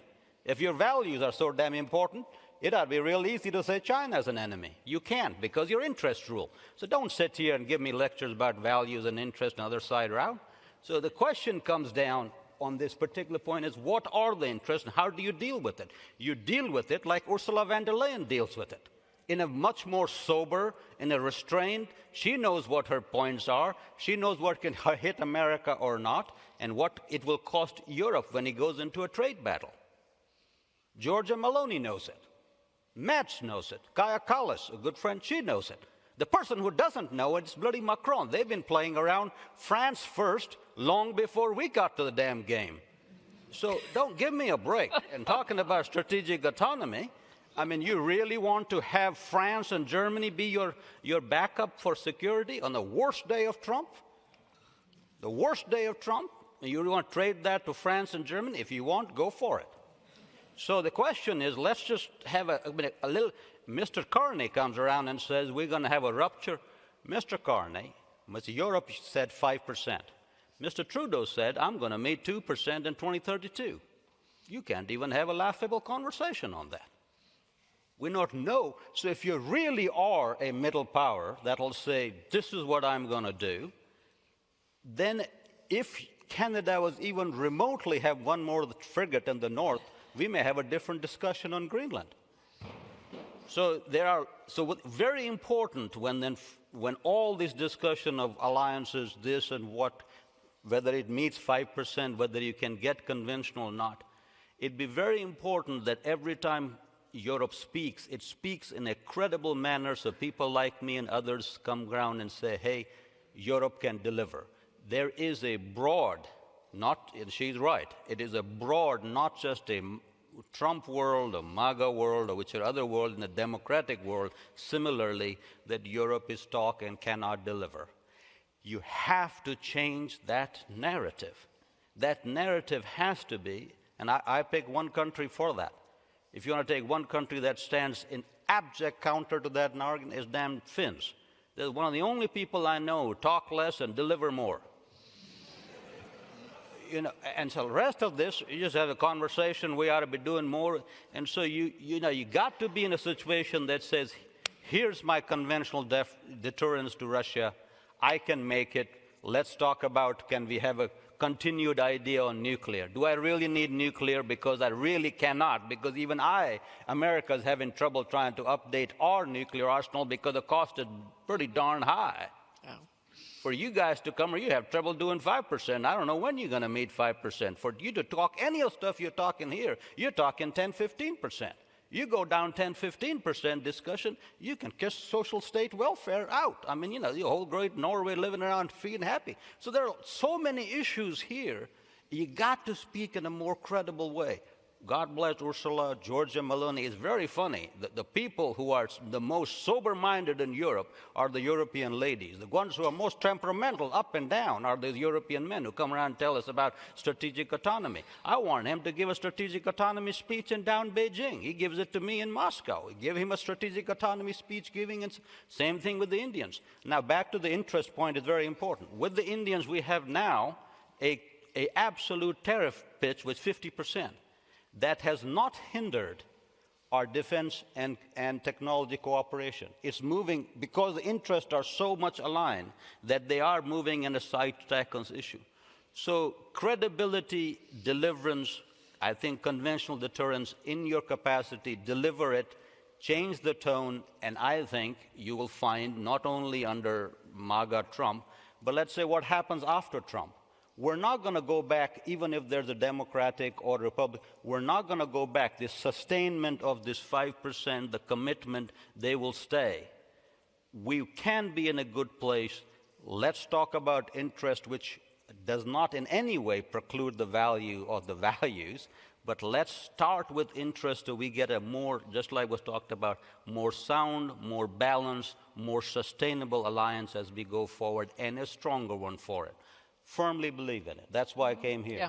Well, I mean, it's clearly the term interest was also mentioned very strongly by the Prime Minister, that it's about interest. And of course, interests, we have this long debate about what's the limit of an interest. Of course, values terms of sovereignty as a principle and key issues of international law and so on, our interests, especially for smaller, middle-sized powers. I just want to make one point. I had Indians. Yeah, but you have they are to now be the global short, south. please, The global south people. The Indians come up here. You know what Indians say in the Raisina dialogue? When I go to Europe, I come back with value fatigue. Well, but I think that's not really true. I mean, it's clearly the sort of safeguarding the free world was a major interest throughout the Cold War and throughout NATO's history. So I think it's the interest and the values conflate in defending territory, which is not only the border, but it is the way of life. It is democracy, what we stand for. Our way of life, that is, the Norwegian army says, for alt vi og alt vi har, for what we have, but also what we are. But Barbara, we have suddenly three Americans here discussing what Europeans should do. Maybe that's symptomatic. It is complicated, and I mean, I'm trying to sort of find the right segue into this. Of course, being credible as Europeans is important. The question is, credible in whose eyes? Is it sort of, does our deterrence have to be credible in Moscow's eyes, or do we have to be credible in Washington's eyes, but then credible to do what exactly? So, I mean, there's a lot that needs to be sort of taken apart and looked at very closely. When it comes to the question of whether European countries would prefer to depend on the US rather than France and Germany, I think the answer is obvious. Everybody would prefer the US. Now, the question is, what if the US they are dependent on is a US that threatens to invade Greenland, is a US that threatens to start a major war in the Middle East, and what have you? And this is, I think, the point where, as Europeans, you get to a point where your interest is simply not to depend on the United States again. And I mean, that is the question we're discussing here, is can we trust the United States to be reasonable in the future? And I mean, extrapolations are always difficult. So, but I mean, looking at the current US administration, my personal take is I think I prefer to be dependent on Paris and France, with Paris and Berlin, with all the flaws this has. And I mean, this brings me back to, since you mentioned European strategic autonomy, we don't call it like that anymore because that's toxic. We now talk about the European pillar of NATO, or as we heard this morning, Euro-NATO. It's exactly the same thing. Yeah. Just rebrand it. It works better, okay, let's rebrand it. And just to defend my president here, the first pillar of strategic autonomy, understood sort of in the traditional French way, because the French version of strategic autonomy, sort of the notion is much older than the European version. And the first pillar is an independent capacity to analyze the international system, to understand what's going on in the world. And that is something I really, truly believe that Europeans need to attain to. Like all these discussions about capabilities, about 5% or 3.5 or whatever you have, they're all important.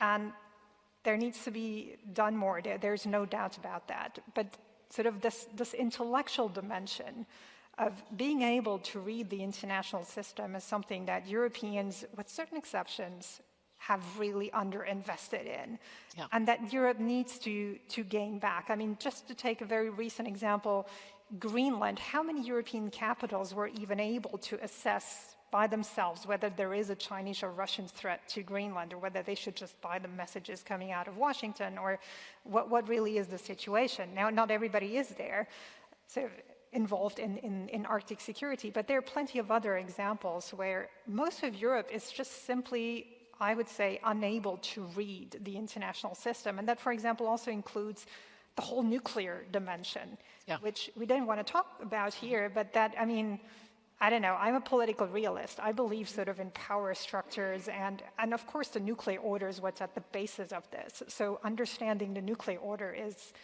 sort of really, really fundamental, and all of this has been, many countries at least, just outsourced to the United States to explain things to us, and they will manage, and we want them to be powerful and deter everybody else. So I think that there needs to be a lot of investment there. And again, I mean, I think this is really the fundamental misunderstanding and all these debates about European strategic autonomy. they're not about kicking out the United States. It's about a relationship on a more equal footing. And if the United States can't have that, well, then maybe you need to wonder if it's the right partner. But I also don't think that the US really is that opposed. If you sort of talk to the more reasonably people, I don't think it makes a lot of sense to have a European strategic autonomy debate with Donald Trump. So, I mean, there is a lot to be done, and there need to be a lot of investments on the European side that go way beyond the purely military dimension of buying planes and submarines and what have you, but to really sort of, start thinking about international relations again. Yeah, I think that's very well spoken of, because we have a collective action problem, given the fact that we are so many small, medium-sized, and some few bigger states. But it's always the problem of who speaks for Europe, Henry Kissinger's famous question. But that has to be overcome. There has to be leadership and then coalition building around that leadership. And the E3, France, Britain, and Germany are the three leaders, with Poland perhaps as the fourth leg on this. And this has, it strikes me that there's an urgent, this is urgent. It is not something for debates for ages. We really have to be able to reach an ability for conventional deterrence, at least, maybe also nuclear, as a continent, as a region. And it is very natural that we should be the primary actor regarding wars in our continent, for instance, Ukraine. We have now very little time left, because time flies when you're having fun. That was not President Trump, but President Reagan who said that. But we have about 35 seconds for each of you as a final comment. Yeah. Ben, I'm sure you Our good friend Cash was dismissive of values. The Constitution of the United States, those are our values. And what I see happening day after day after day with this administration is smashing this. It is under real risk. And all of my European friends, while the favorite sport in Europe is not football or hockey or skiing, it's criticizing American policy. That's okay. It always has been that. But most Europeans at least always looked up to this, because it was a system based on values that you could trust, and I worry that we are losing that trust.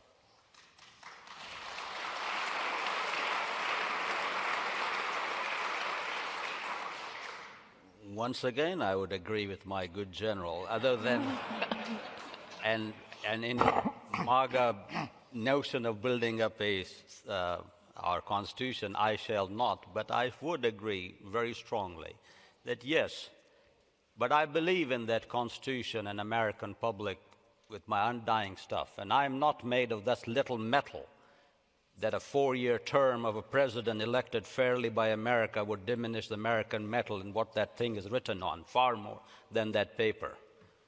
So I think the demise of our system or our values or our institutions are grossly overrated and certainly not to be discussed.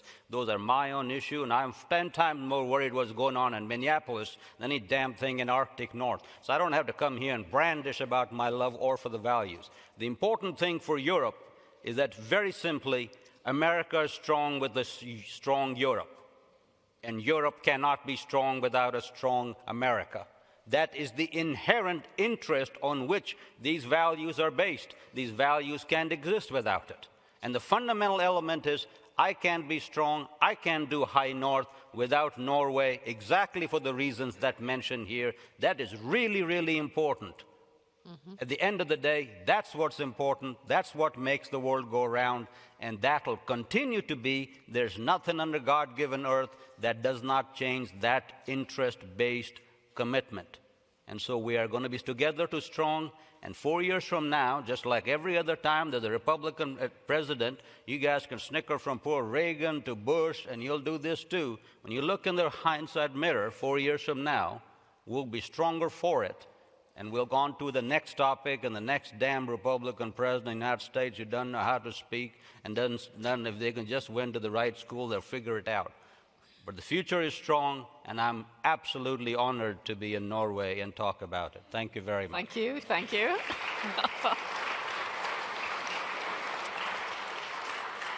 Ladies last.